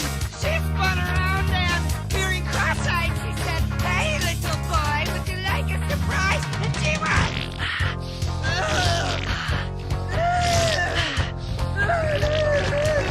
I saw a crack of light. Someone opened the door. And the guy jumped on and he passed out on the floor. So I squeezed past the rubber and I helped this guy out. I got him to his feet. We began to shout, "Hey there, lady! This guy almost died.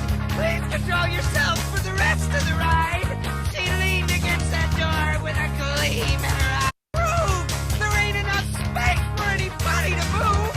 I said, "Hey, turn around in the other direction, 'cause you're giving my nose a lethal injection of that."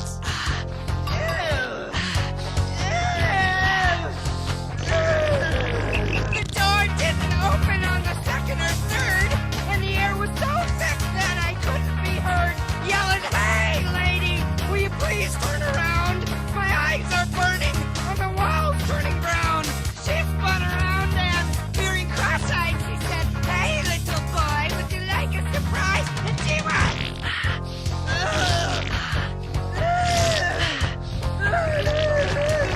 I saw a crack of light. Someone opened the door. And the guy jumped on and he passed out on the floor. So I squeezed past the rubber and I helped this guy out. I got him to his feet. We began to shout, "Hey there, lady! This guy almost died. Please control yourself for the rest of the ride." She leaned against that door with a gleam in her eye. We could hear a rumbling deep down inside. She went,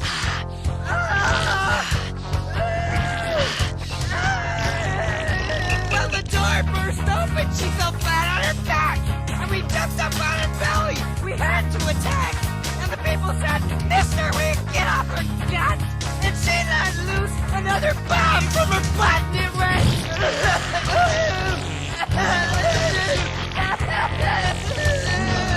The explosion started fires for 3 blocks around. She flew out the window, headed straight for the ground. She bounced off the pavement and got hit by a bluff. There was green stuff coming out of her eyes and blood and guts everywhere. The little dog's looking at the pieces, and oh God, Mom, I swear to God, and that's why I'm late for dinner. At Amica, we provide you. Well, what happened there? That was something ridiculous. else, man. But that's Dino Manzella. late for dinner. That was pretty cool. Like, It was over. Dino chimed in. Yeah, Dino chimed in there and said that he recorded in 1987 on a 4-track for Dr. Demento. Not his best So it work. was That's done really cool, man. Yeah. No, what do you mean not your best work? That was fucking awesome, man. The audio quality there is better than most fucking bands Bands who that get send me shit. Believe me, we have me and my keyboardist Louie. We got Chicago Local Bands Radio as a radio station, and we get sent some stuff that we have to take to the studio and fix. Hey, by the way, Kirsten, Ron and I were having an argument. Who was sexier, me or him? My Who hair's are a you lot referring softer. to? My hair's a lot softer than yours. No, though. it's not. Your hair is very soft, but so is mine. You know what happened? Hey, so take your I don't hat have- off. I don't have Take my your hat off. Take your hat off. No, Huh? I don't have my hair dryer. I don't have my hair dryer because I had to do the Super Escape, and I haven't been able. So my hair at the bottom, Ow, it's ow. real curly. Ow! Ow! Oh, shut It up. hurts so bad. It gets real curly, and I don't like it. I like it when it's straight. I don't like it curly. I don't like my hair curly. I shouldn't have my hair's. No, whatever. I'm old. I'm old. I don't give a shit anymore. We don't need to talk about our hair, do we? Yes, we do. Why not? Our So hair we're is sponsored by beautiful. Pantene. Yeah, right. Products for your lifestyle. So, welcome to the Dag Show. Happy Father's Day, all you guys out there. It's the Dag here with Ron Thomas from Valeside, one of my Father's Day, brother. dearest. Happy Father's Day to you. You know, we've had a really, really fun week this week, going out and seeing Ara. Ara killed it at the Bensonville Fest. They had Yeah. a big show last night, which I wasn't at. I was setting up here and then had to get some sleep, and then was back here this morning at 6 o'clock. And there is a funny taco story. So we Dag's go. Tacos? So I should have pulled up the picture because the picture would have made it so much more funny.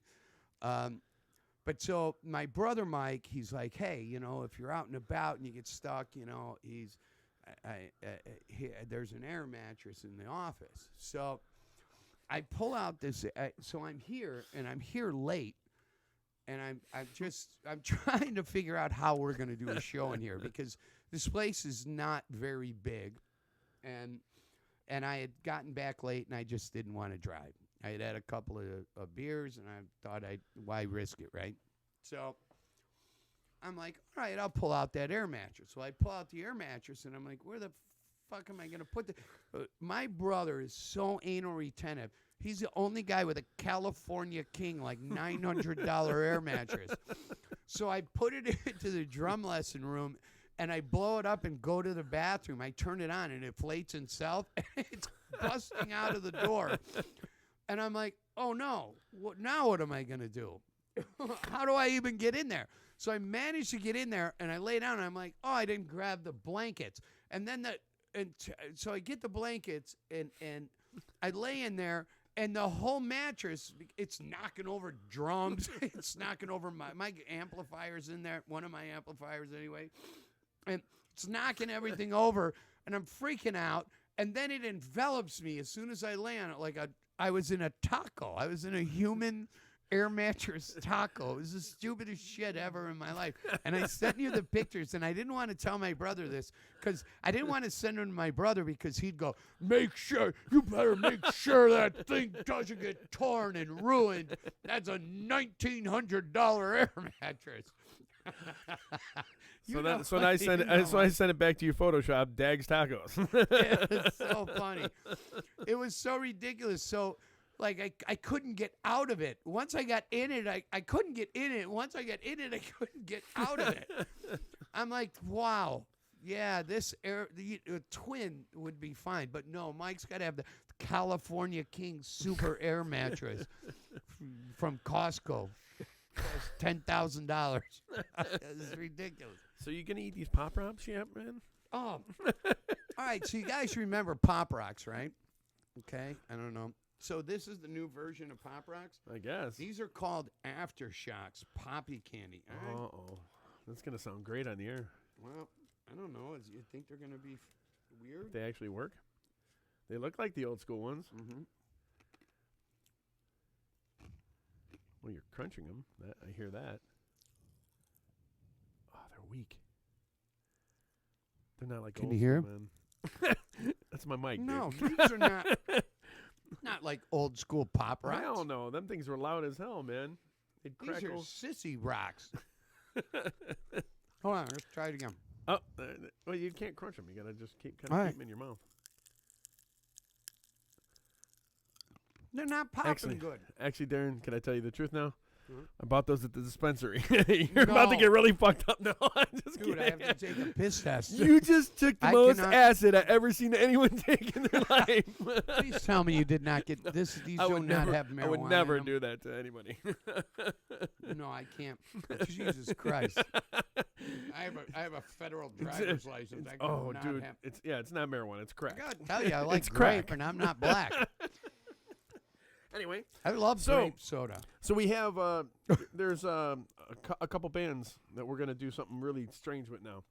Okay. I suggested to Darren, let's take 3 bands off the original local bands board and just pop up their videos and listen to them live on the air Okay. and see what happens, man. See what they're all about. And Well, and I do have know a of- band that I want that tonight, Sure. today or tonight. well, we're gonna do that. We're gonna in do that with this 34 band. hours. True Love Devil. Yeah, I we're love gonna these we're guys. gonna do We're that gonna because get to I them. haven't heard them. But this either, we're so- gonna do the Dino thing. Dino wanted us to kind of do like Watch a some review. videos and yeah. Yeah. So we're gonna live on the air, kind of basically. We still got Veilside playing there. Oh. So yeah, we're gonna live on the air, kind of like watch his videos of Let's these turn that songs from local original bands from the area, and we're not gonna critique them because that's not what we're doing. We're just gonna kind of introduce them to No, you. I'm gonna critique them. You're gonna learn about them first with us, man. And All right. So kinda you cool. got what you have here pulled up is meet Jamie Cannon. no, that's not me. That's Spillage. That's Disturbed. yeah. That came on after the last video you played. You need Jesus. to get your prescription better on your glasses. Yeah, I'm having a hard time seeing. So, Okay, yeah. so Spillage. Spillage. So this okay. band called Tony Spillman. He's good friends with Bob Hilton back in the day and knew him well, and we know him. Knew him in Veilside. Is that spamicidal No. jelly? So they've got a song called Nailbiter off their new album just released, and we're gonna listen to it live on the air. We're gonna have it playing here and listen to it with you. We're gonna get some new music. Well, I'm gonna critique it. Well, I mean, we can Well, critique it, I'm but the we have to dad. be. Well, I get to critique music. I understand That's how that. this rolls. I understand that, but like I said, it's people's passion. So just be careful with your words. That's all. You can Alright. critique it. You're but telling me to be nice to these people, even though I don't know them. I'm telling you to be nice. All right. whatever. Well, All you right, can let's play get and it playing. Get rid of that. Get rid of the ads, and then we'll be all right. Yeah, it'll be kind of fun to Oh, do. that's an This will ad. be something. That's, That's all right. an I don't ad. have it up yet.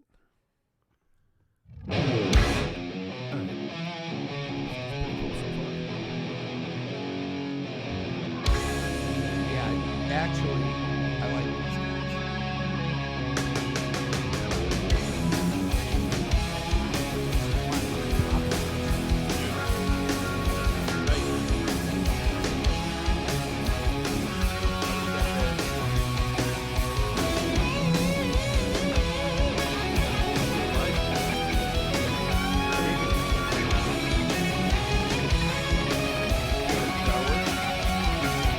She has one foot inside the grave.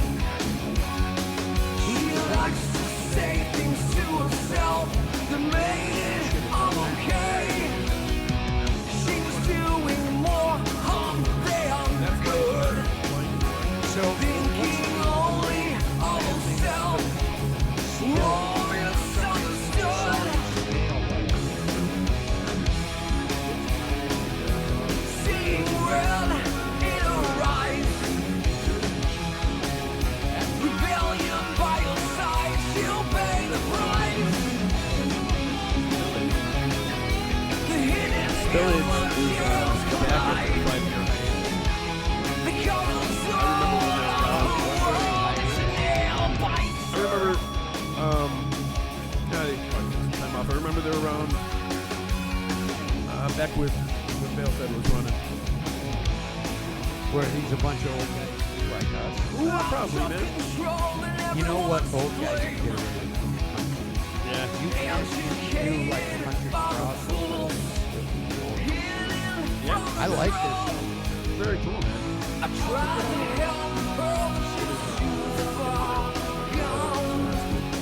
We don't want to be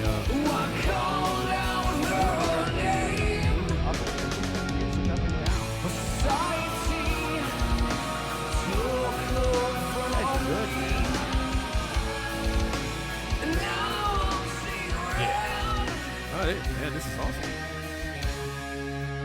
Good shit here.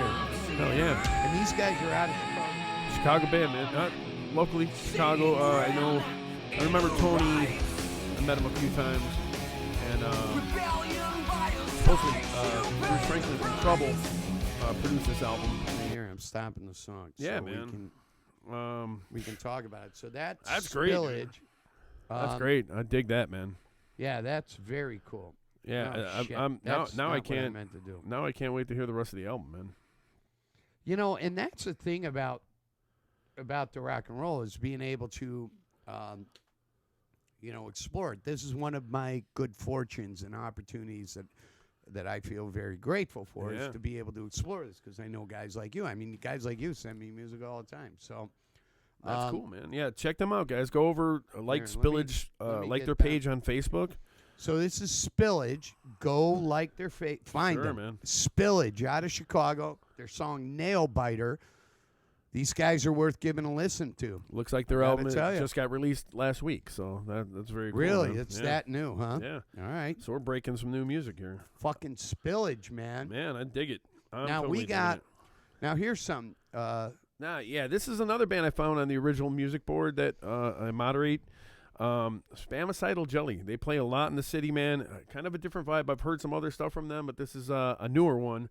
This is totally different. All right. Now Totally this off is- the wall This is from going to there, be a man. reactionary video. So Yeah, I haven't heard this one yet. So all right, turn that up. Let's rock, people. Let's see Hear it. what this is.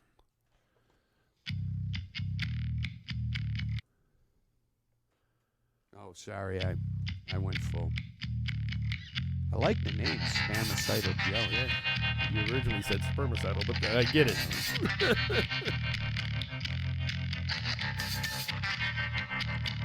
All right, so hold on. Right away, what I like is they're Got a doing a killer video. video. There is something to keep me entertained. Right away, I like it. I Yeah. may not like the song.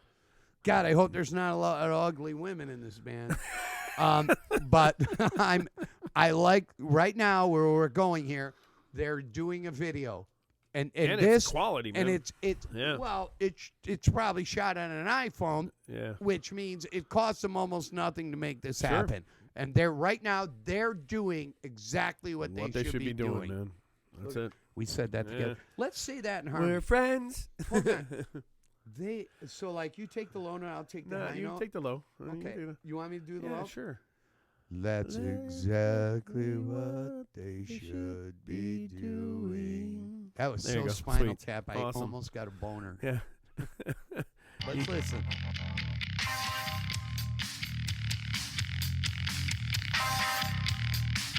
Very cool. It's called "I'm in Love with the Dead." Obviously, with the title there. Okay, so that's the name of the song. Yeah, so there this you is go. Spermicidal Jelly. Yep, and then "I'm in Love with the Dead." Fucking brilliant, man, right there. All right. And that's the name of the song. I'm in Love with the Dead official music video. Here we go. Kind of cool that they drain their hot tub to throw a bunch of fucking Throw a books bunch in of there. books in there just to get the shot. Just to get the shot. Love them already. You got Well, that's commitment. That's what I'm talking about. That's commitment. Yeah. Honey, I'm draining the hot tub because I got to make a fucking video. It's over.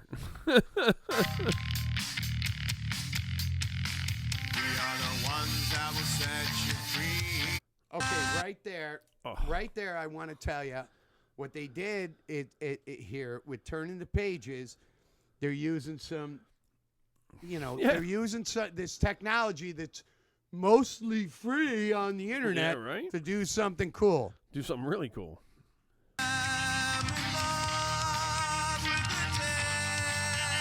All right, that's badass.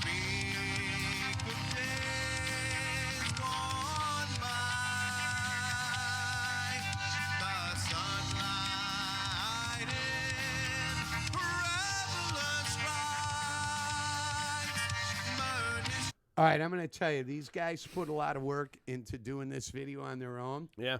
and there's nothing bad I can say about this No. at all. And I love the song so Yeah. far. Me too. It's I love it's that. not it's not a genre I probably would jump to, but man, it's cool. It's a Yeah, great but you song. like Muskrat Love. You're always singing That's Muskrat true. Love by That's Captain true. and Tennille. That's So true. don't talk to me about fucking genres.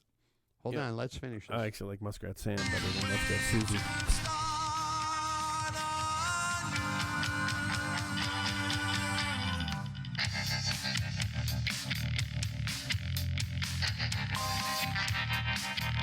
Hold on, is that bass player black? I've never seen a black bass player. Really? Never. you haven't seen a lot of music then. Let's finish.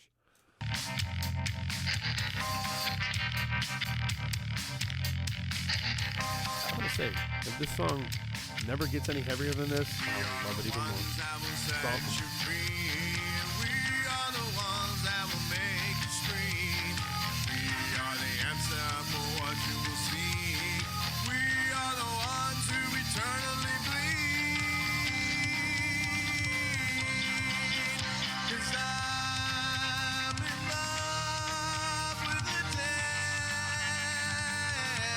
Come on, this is pretty freaking good. Awesome. I can't wait to hear the rest of their stuff. I mean, this man. is really kind of dragging me in here. Yeah.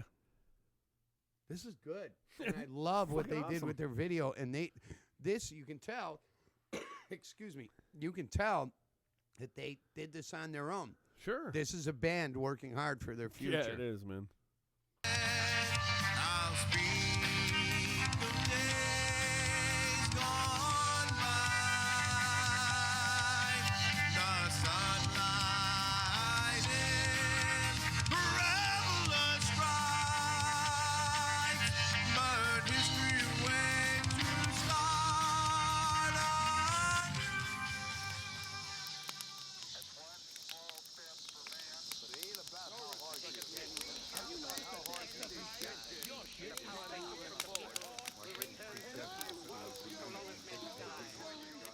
What are you doing now here in this video?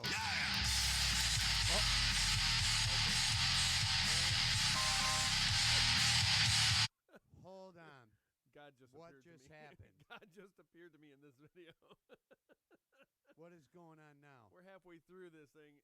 I originally said if it got heavier, I would be cool with it, but I am so fucking cool with it now that it just All right, kicked let's see. in. Well, but I want to know why they got a bunch of 50-year-old women That's fucking that dancing makes around it in even white better. t-shirts.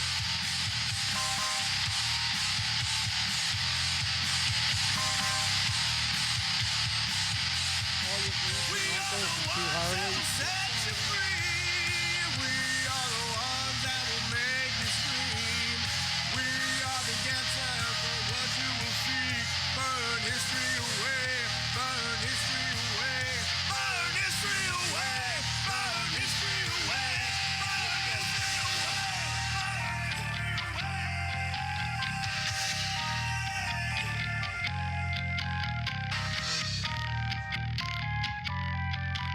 Low budget, do it on your own.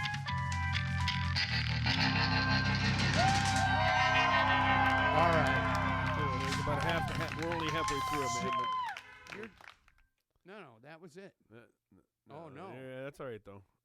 Oh, Oh, no, they- they're going into this They're whole going into credit the, thing. yeah, dude, man. I'm going to give them 10 dags on this. 10 days Out of yeah, 12. Yeah, out of 12. 12. I don't know Never why I go have to that 12. scale. That's a stupid scale. Let's Let's go. Let's go.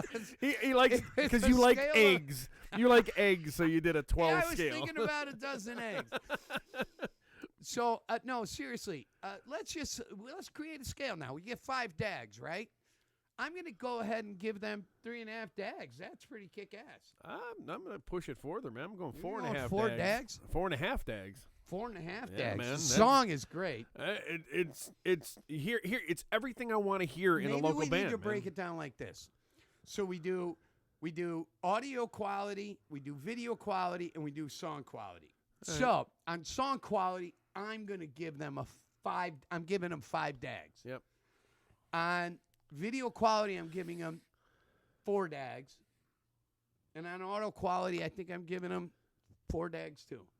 I'm very close to your rating there. We'll come up That with a was better pretty system. good. That's We're gonna all come right. up with it. We just made that rating system up just now. We'll make it like 1 to 1,000. Right. Make it even weirder. I like the I give them 12 dags. 667 12 out of dags 1,000. It's like a dozen of something.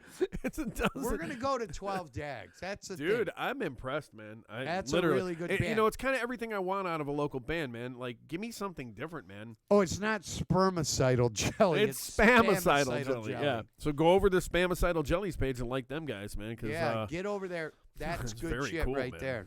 So now you got another song. This is a whole. Dino's got to be so excited this is, I think this is your. what? No, this isn't mine. I'm not. I can't. I don't have permission to play my own music yet. No. Oh, Yeah, that's this True is Love your- Devil. the We're tune not you gonna. wanted to play. Jesus. I only just, had 2. We were going to use that one because I didn't hear it. Oh, all right. Well, this is a band I'm featuring. This is a band I really stand behind. We could just play that one. Let it, end this Yeah, segment let's- with playing them. How's that?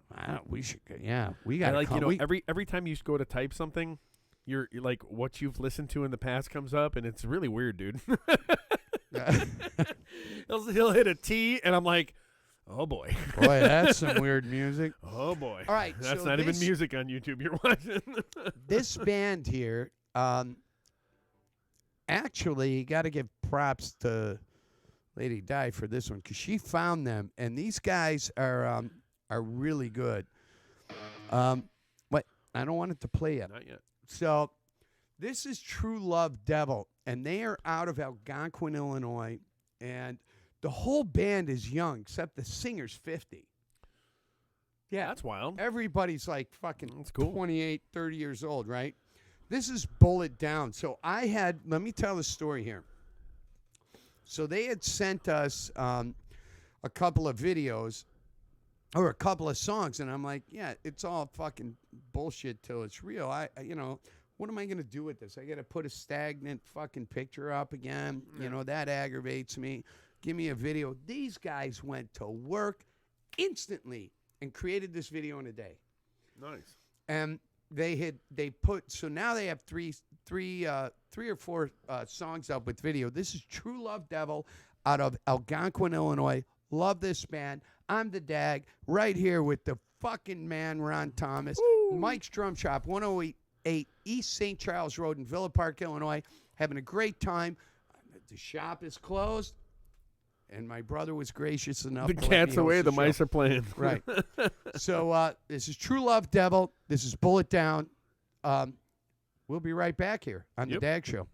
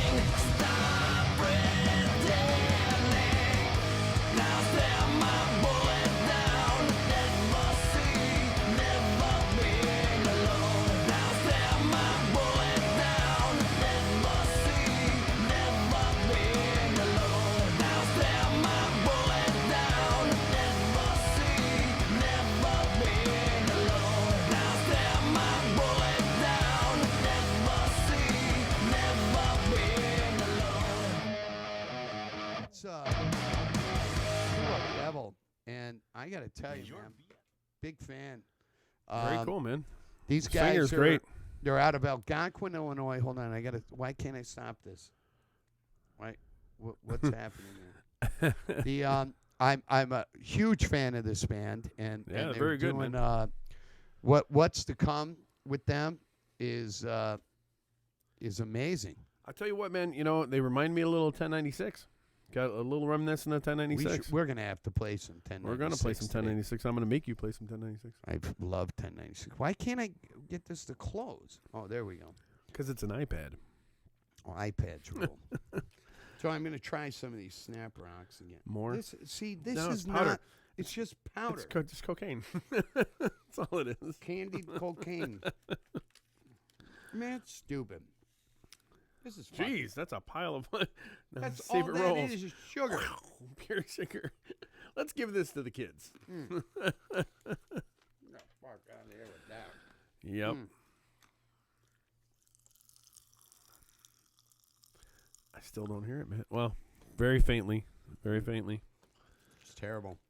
So, yeah, Marcus Witty. He suggested Siberium, another killer band, man. Some prog metal. Dead in Memphis by a True Love Devil. Here's my problem with True Love. I only have one problem with True Love Devil. What is it? It's their name.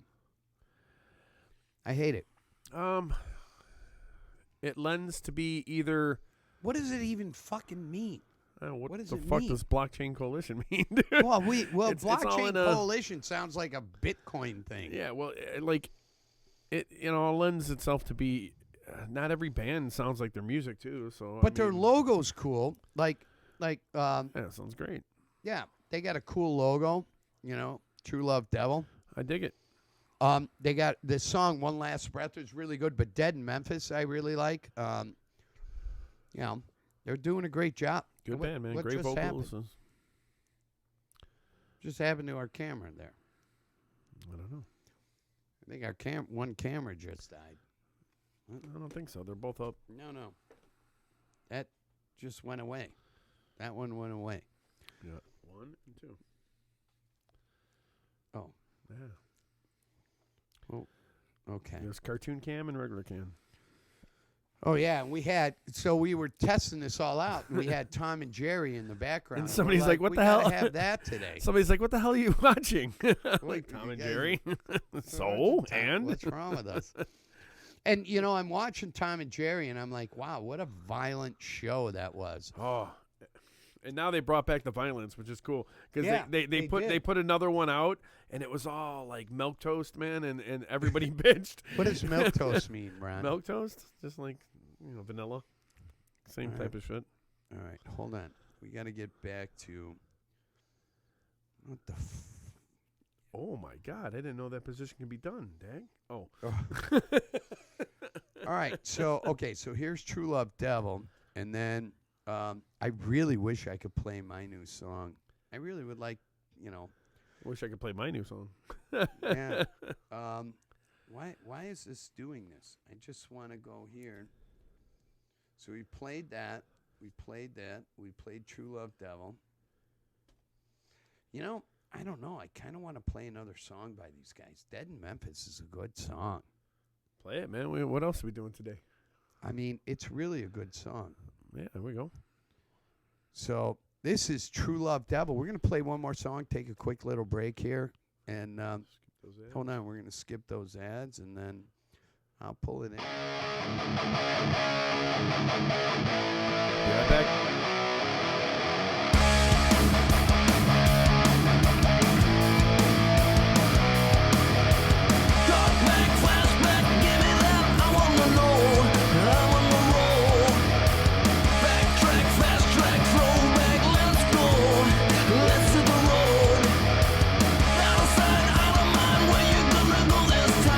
Let's go crazy. Out of sight, out of mind. Where you gonna go this time?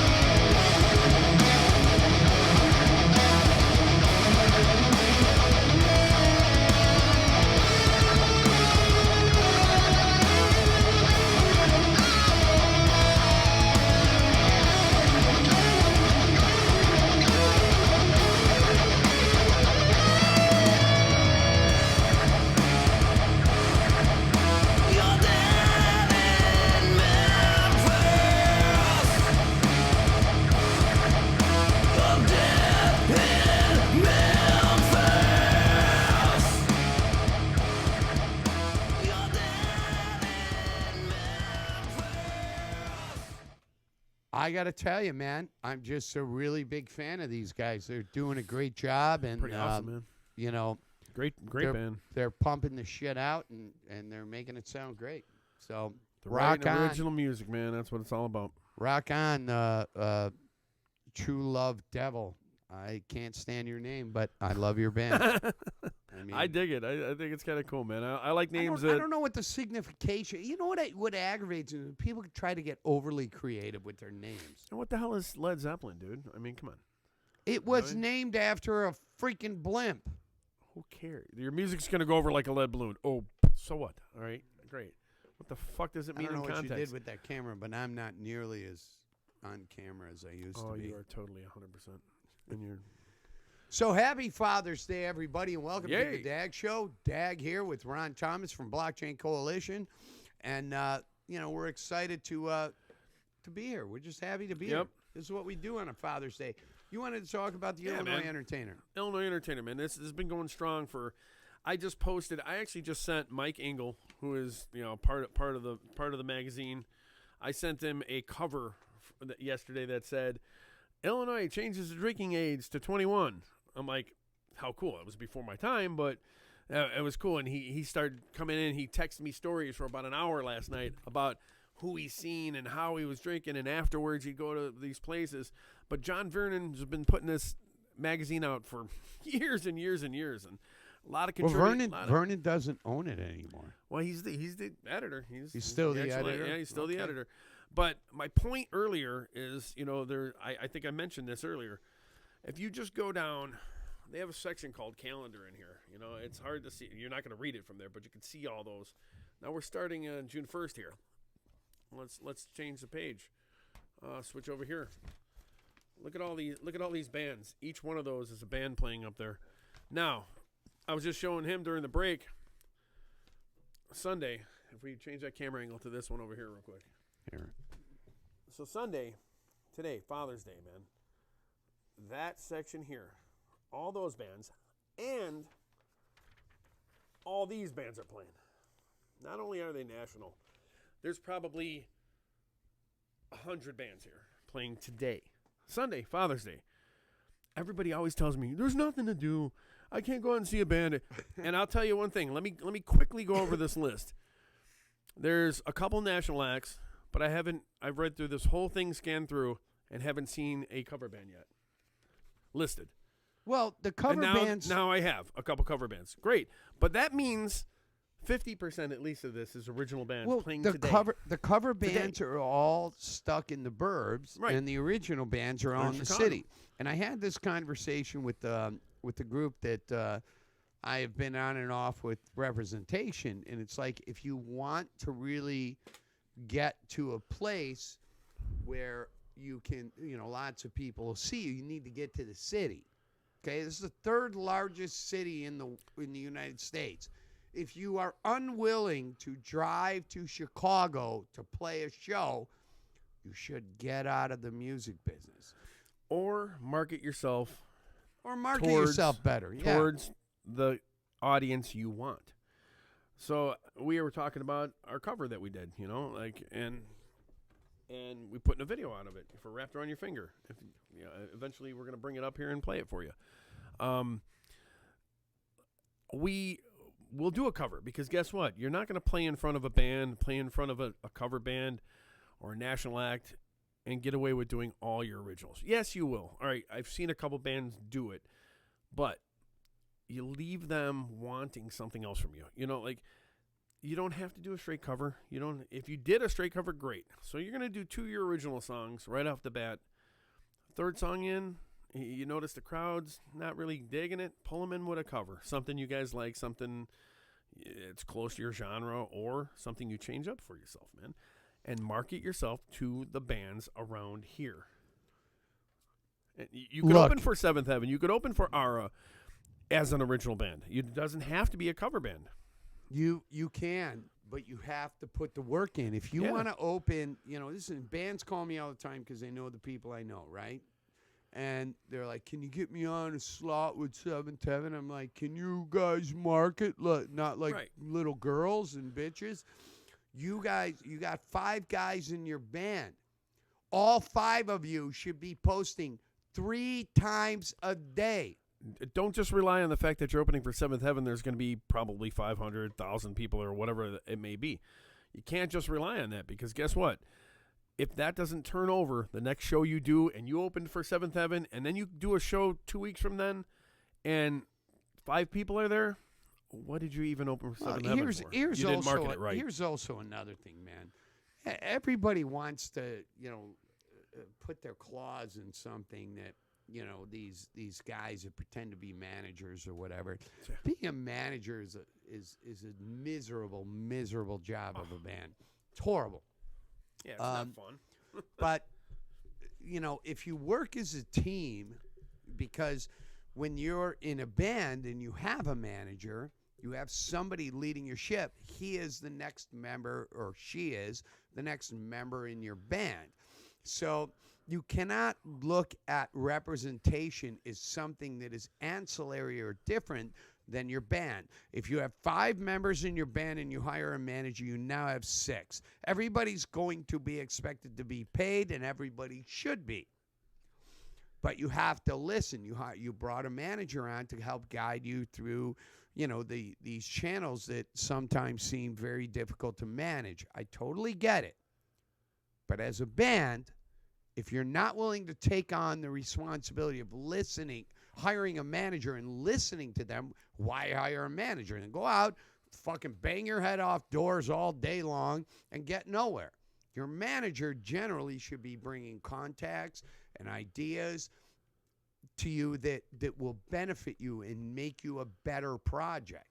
And then hopefully they can hook you up with, producers and recording and so on, etc. And, all of a sudden it becomes a bigger bubble. Nothing ever happens. Listen, if wars could be won by one person, it would be simple. The other problem with that is there's not a lot of people like you out there, man. There's not a lot of bands that could have a manager or afford a manager.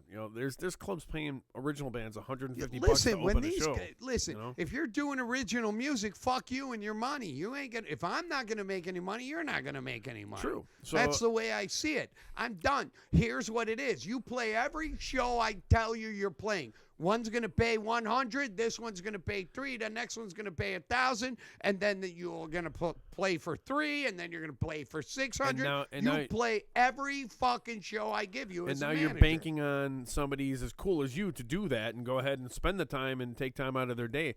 And believe me, man, there's not a lot of people out there doing it. You know me. I do not give up my resources to anybody. Yep. And I give them up in little grains. You know why? Because most bands, no matter how good you are, you're fucking idiots. You're idiots. Well, they're idiots. I will tell you that contacts and all that stuff, and when you have a band and you try to play that, hey, you do something for me, I'll do something for you game, and you give up your contact or something. I've lost a contact giving a band a contact because they bug the shit out of them. Because they're idiots, and then all of a sudden that falls on you. Here's the thing that's important to me.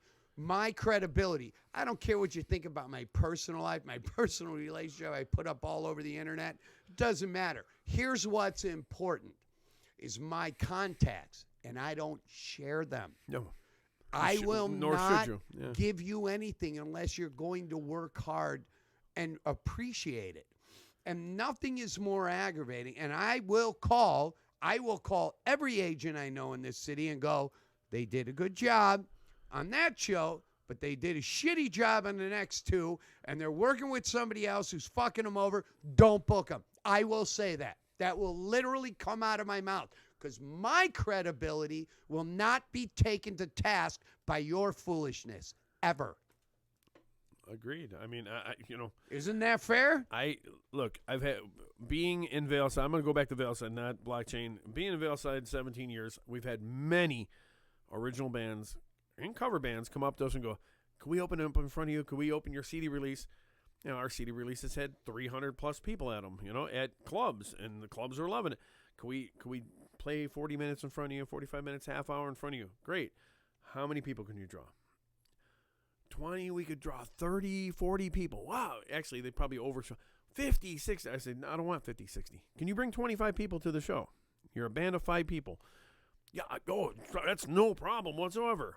Well, tick the door, and they drew 4 people. So if you drew 4 people, that means you don't have a friend. each band member If doesn't have you- a friend that can Listen, come out. here's something that really fucking aggravates me, and I'm going to get on this. If you have a girlfriend or a wife, and you 2 people cannot draw 4 people to your show, you cannot get 4 friends, 2 couples, one of your kids, fucking something to a show, and Uncle you got 5 Fred, members. Wheelman- 5 Wheelman. members is 25 fucking people if you Dude. just do that one little thing. There's 5 members that don't bring in 5 people. Oh, it's And ridiculous. I've seen some very attractive female bands and or female members, which I actually went up to, and when they ticked low on the numbers and went, "You ain't got 5 stalkers that'll come out and see you for $5." Well, that's the thing that's ridiculous about this. Yeah. You know, and there's this one side of me that understands not everybody has that business acumen to kind of get involved. Right. But all these fucking bitches got goddamn Facebook pages. Right. Why are you not working, even if you only got 200 people? If you work it 3 times a day, let's say you're doing a show on next Friday, each person just puts up a post, hey, and begs, please come and see me. And your wife, listen, if your wife isn't supporting what you're doing, then you're fucked. But get to her and ask her to help you. Well, Get in on it. The other thing is people are just relying on Facebook, or they're giving up because they hear people go, "Oh, the algorithms are off," and people don't know. Oh, Bullshit. Jesus, stop. Bullshit. You're the one who changes the algorithm. The algorithm is because of what you do. That is exactly true. And I want to talk about this real briefly. The more you post, the more relevant what you're doing becomes more comments, the on more likes. Facebook. Yes. You need to when people say, hey, Joe, I like your band, or hey, Susie, I like your band, you need to respond to them and say thank you. And then, boom, it changes the algorithm, how Facebook sees you, how Facebook spreads your shit. If you're not willing to do that, get out of this business, man. If you just want to be a bass player, a drummer, a guitar player, then go sign up, put your ad in the back of the Illinois Entertainer that nobody reads anymore, and go ahead and look for a new gig. But if you really want to do something special, then you need to work hard at it. Nobody is doesn't take much. successful by accident. It's Doesn't- always success is on purpose. Success. I'm going to say it again. Success is on purpose. I'll tell you another thing. Like something as simple as this live feed we're watching right now. Every once in a while, I'll see somebody throw a heart, throw a like.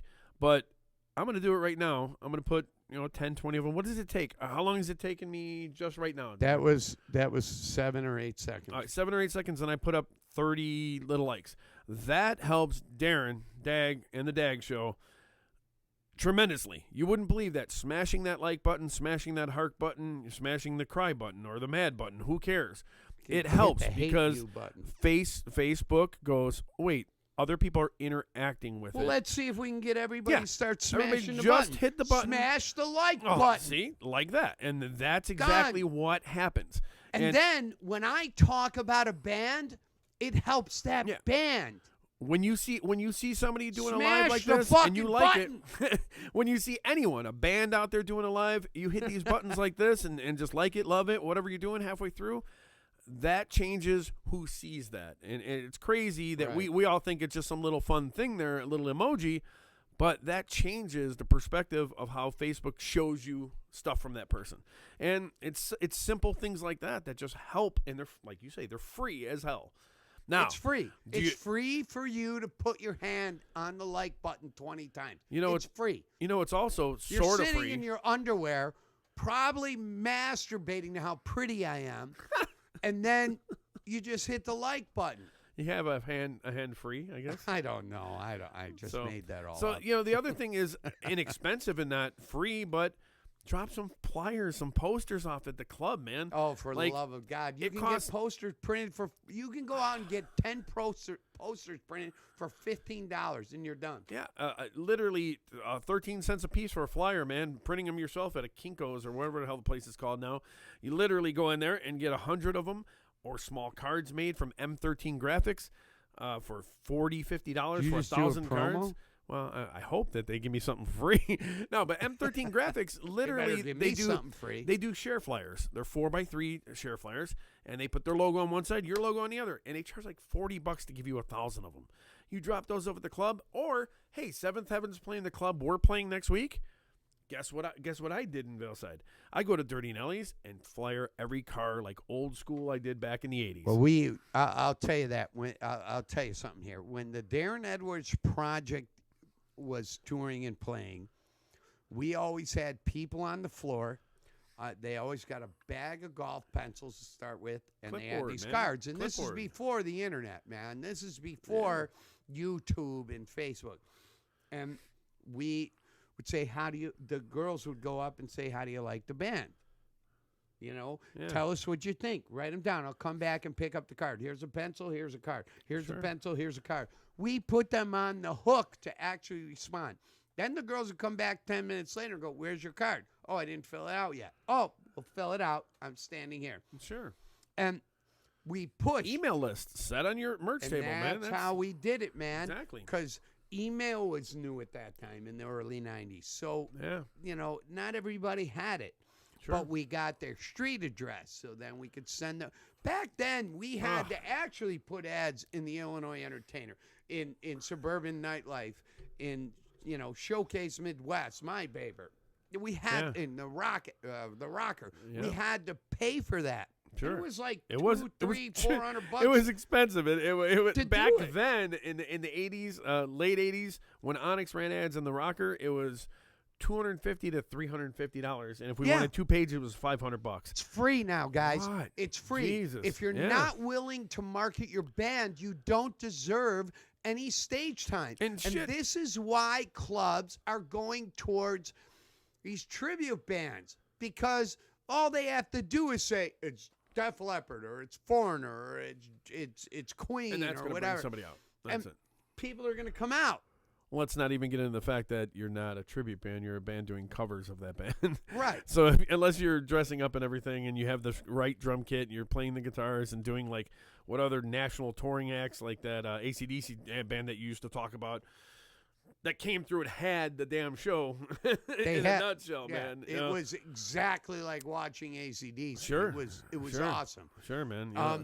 But if you're just going to do it and put on a shitty wig you got from the party and store, go up in cargo shorts like you say, and say you're a don't tribute go to in this act. cargo shorts. But tribute is a Don't do tribute, man. cargos. Their tribute is a tribute. Hairball, the band Hairball, that's a tribute to the bands. They They're coming out with different singers Dave dressed Moody- as each person. Dave Moody and Yep. I met when he was playing with the band, and he played at the Piazza.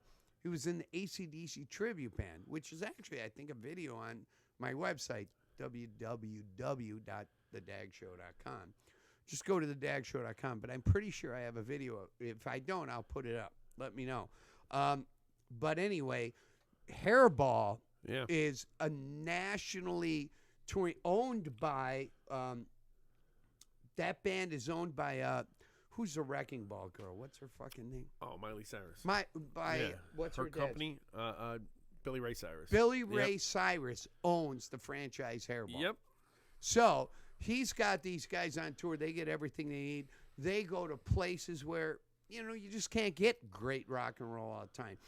To Montana, to Alaska.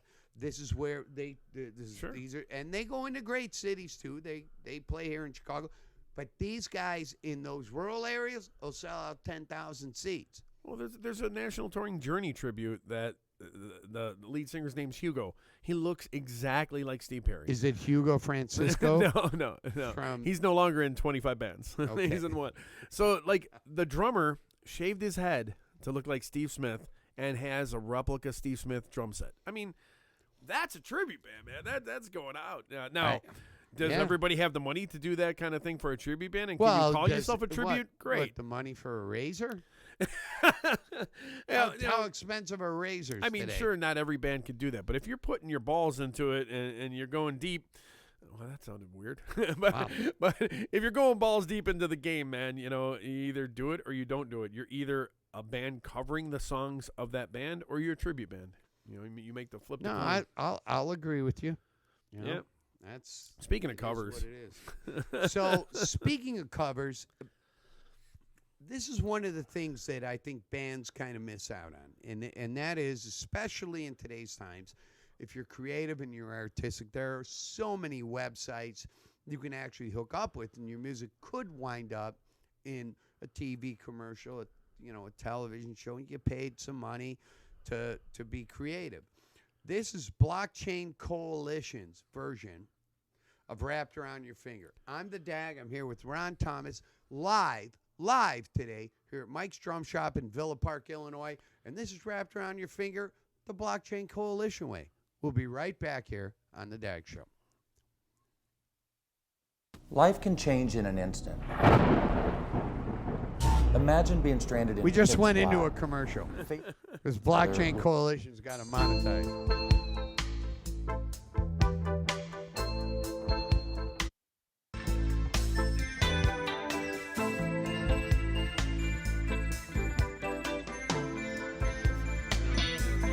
All right. Well, I completely screwed that up. So Somebody- take that down. I went to Somebody, there it is. Here it is. We'll be right back here on the DAG Show.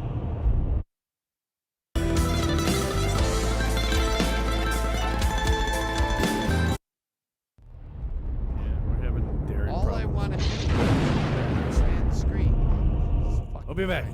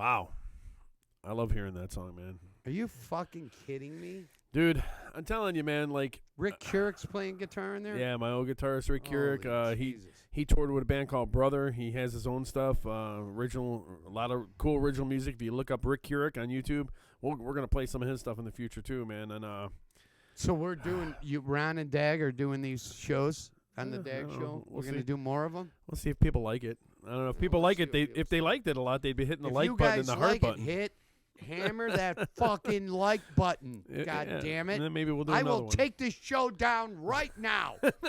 I'll turn this car around. I will turn this car around, and you will not be my friend. So yeah, we needed after the song was all done, I'm like, man, this would sound great with nylon string guitar on it, but none of us have a nylon string guitar, and I don't know any really good classical. Wait, yes I do. So I sent it off to Rick in L.A., and he had just gotten off the tour with Guns N' Roses doing merch and stuff with them, and he sent me back a file and went, cut whatever you want out. Sorry, I jizzed on your song. That wasn't jizz. That was literally what he said, and we listened That to it in was the musical studio. magic. Yeah, we folks. listened to it in the studio, and I went, I'm not cutting any of this out. Why would I do that? Yeah, why would you? Yeah, he's an fantastic. amazing guitarist, man. All right, so I want to talk about this. So I'm here. My brother is. That's I brought these, so. Oh, you brought Yeah, these? Well, of he's course. kind of, he's kind of a liquor snob or a beer snob, and since he's not here, I'm raiding his fridge. But he's got this thing here, and it smells like poo. No, it's Jalapa from One Well in Kalamazoo, Michigan. My boys over there, shout outs. Your beer does not smell like poo, because he's on my page. It smells like jalapeno like- peppers. Quit smelling where your mouth was. That's why it smells like poo, dude. There's your don't know. problem. Smell the center of the beer, bro. I don't know. I don't get Let's it. take a drink and That's why I don't see what it drink tastes beer. like. Here. I bet you. No, I'm not after you Oh, said. no, you don't wanna your- drink no, the not poo. after you said your lip I'm was not on it. drinking poo. So you smelled where your lip was, said it smelled like poo, and now you want me to drink it? Poo is such a weird word, dude. It is such a Poo. stupid word. I just spit. You got to be in like beer in like all in over like, my in glass. like a public place. You're out and having fun. You're like going to see a band. I have to poo, and you walk I- away. It's the best I thing want you to can go say. into a bar and order that and go, it's poo. I'll take some poo. Jesus Some Christ. Some Exalpa or whatever it's fucking Jalapa. Jalapa. Doesn't smell like goddamn. It tastes Jalapenos. and smells like jalapeno peppers It smells like without poo. the heat. Don't. All right. Jalapa, You guys One go Well, out Kalamazoo, Michigan. Go buy 10 get some. cases each of you from Jalapa. Listen, get now some if One Jalapa Well. wants to give me some money, No, One Well. I'll say their bills. Not Jalapa. That's not the name of the coolest can in the world too, man. Yeah, I don't know. One Well Brewing, man. All right. Rather go to Moore. They got better beer. Man, I got to get something to eat. My Moore. mom bought a brand new barbecue grill for her husband, which technically I guess is my stepdad. This Weber grill, I think it cost $49,000. This thing lights up. Unbelievable. Has LEDs. Is it Bluetooth? Oh, I don't. Plays I'm music. sure it is. Has an app on the phone. Cooks the meat for you. Well, yeah, You it just slap does it on cook there. the meat for you. So That's she like those- wants me to come That's over like those today. manly men who have them Traeger grills. Right. Go ahead and throw it Oh, on no, there hold and then on. never A come Traeger back. grill. Traeger grill is the shit. You ever cooked? You're on a right, it's Traeger shit. grill? You're right, it's shit. Oh yeah, it's great if you also wear your wife's panties. That's great. If you want to smoke meat on a Traeger grill, bro, like just set it. Just go buy it. Go buy it Ron, smoked already. You You're gonna smoke my meat. You're gonna go throw we're it in a on there, and relationship. it does everything for you, bro. Like you don't have It to do just anything. doesn't allow you to fuck it up, Smoking- and then you smoking can you can set the timers. Well, because so if you want to cook a masterful meal and you don't know how to do it, what do? You go buy it. You don't fucking buy something that does it I'm for hungry you. too. I'm starving. That donut was not enough sustenance for me this morning. Marcus, he knows. Nobody knows where Dag's mouth has been. See, Who said that? Marcus. I respect you, Marcus, just for having the balls to say that to me. Actually, you respect him for knowing that it's true. Whatever. Well, listen, man, I wish I could play my new release. I really Not yet. I'm gonna. I know. I'm gonna I tell should- you. I gotta wait. Yeah, gotta I'm gonna wait. tell you, let it wait, man, because it's really nice. It's so exciting, and there's so much good music between me and Tyler that is coming out. Shit, Yeah. he's doing and I'm doing, and me, Tyler, and the kid. And this is something that's important to the kid. My Mike got so excited about it. He's actually excited about doing something with me again. And that makes me very happy. So I'm very lucky. I can't wait for y'all to hear this.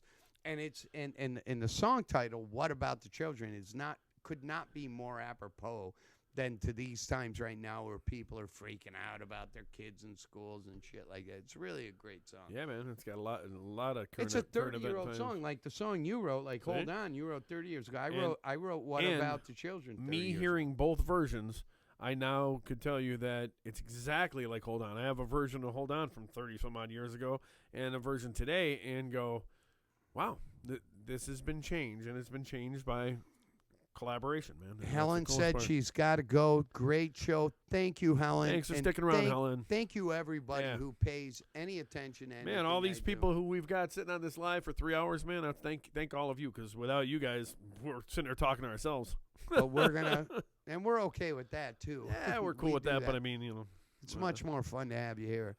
So I think we should probably wrap it up. wrap it up. We got an outro too, don't we? Yeah, of course we do. We got an intro. This is we the got an fucking outro. Dag Show, Hell, man. You We got don't cool screw people around. who get you shit, man. That's I awesome, know. man. I got the coolest friends in the history of cool friends. You notice on that camera how the camera lenses look like a happy face? Look like a little happy face. It does. The more beers you drink, the more it looks like it too. You ain't shitting. Well, listen, thank you, everybody, for Yeah. joining us today. Thank It's you, a fun Ron time, Thomas. man. Hey, brother. The fun You are the time. man. Get over here. It's fun times, man. I love you. I enjoyed every minute of today, man. Thank you guys all for watching and giving a half of a shit, man, because that's all that really matters. Is all anyone's got to do is give a half of shit, man, and then he succeeds. Bands like ours succeed, and other bands succeed. Get out and go see live music, man. I don't care if it's cover, if it's what you call tribute, or it's original bands, man. Just go see live music any chance you can I get. will throw this out here. Ask the clubs, your favorite places you go to bring in an original band. There you go. I mean, why not just get your head a little wet in something you haven't heard before? Sure. Just Just you a don't tip. have to like everything they're doing, but give it a try. I mean, if you're willing to try a new coffee, if you're willing to try a new, food of any kind, by God, for God's sake, We proved it try right. some We new proved music. it right here with Spillage and Spamicidal Jelly, man. We showed you two bands that we never heard before, and we went, holy shit, this is pretty cool. Yeah. So It's all out there. I hope you did too, man. It's out there. Look around. Like those bands' pages. Go back. Like Blockchain's page. Love the Derek Show's page. Smash the hell out of these buttons every time he's doing anything, and you'll see him more in your feed, man. That's awesome. Thank you for encouraging people to do that. I love you all. Thank you for 10 years of doing the Dag Show and all you people who've supported me, and actually 30 years since I was on radio. Thank you. I cannot wait for you guys to hear the Dep. You're going to love it. I know you're going to love it. It's wonderful killer. music. It's going to be great. And get out there, support local music, go to Blockchain's page, go to your YouTube channel, listen to that music, share it with your friends. It's all you got to do is cut and copy the link, send it out. Doesn't matter where your friends live. Blockchain doesn't care if their music's played in Minnesota or L.A. In fact, Yeah, I hate her. I'm pretty sure they'd be all over that. But thank you for watching. Thank you for sharing your time with me. Happy fucking Father's Day to everybody. I love you all. And don't forget, if you're a drummer, there is only one place to go, and that is Mike's Drum Shop, 108 East St. Charles Road in Villa Park, Illinois. Nicest guy you'll ever meet in your life. And he knows more about drums than you could possibly imagine. And I think that's kind of Get off your ass, get off the couch, and do something nice for your father or somebody who is a father. Love you. Bye.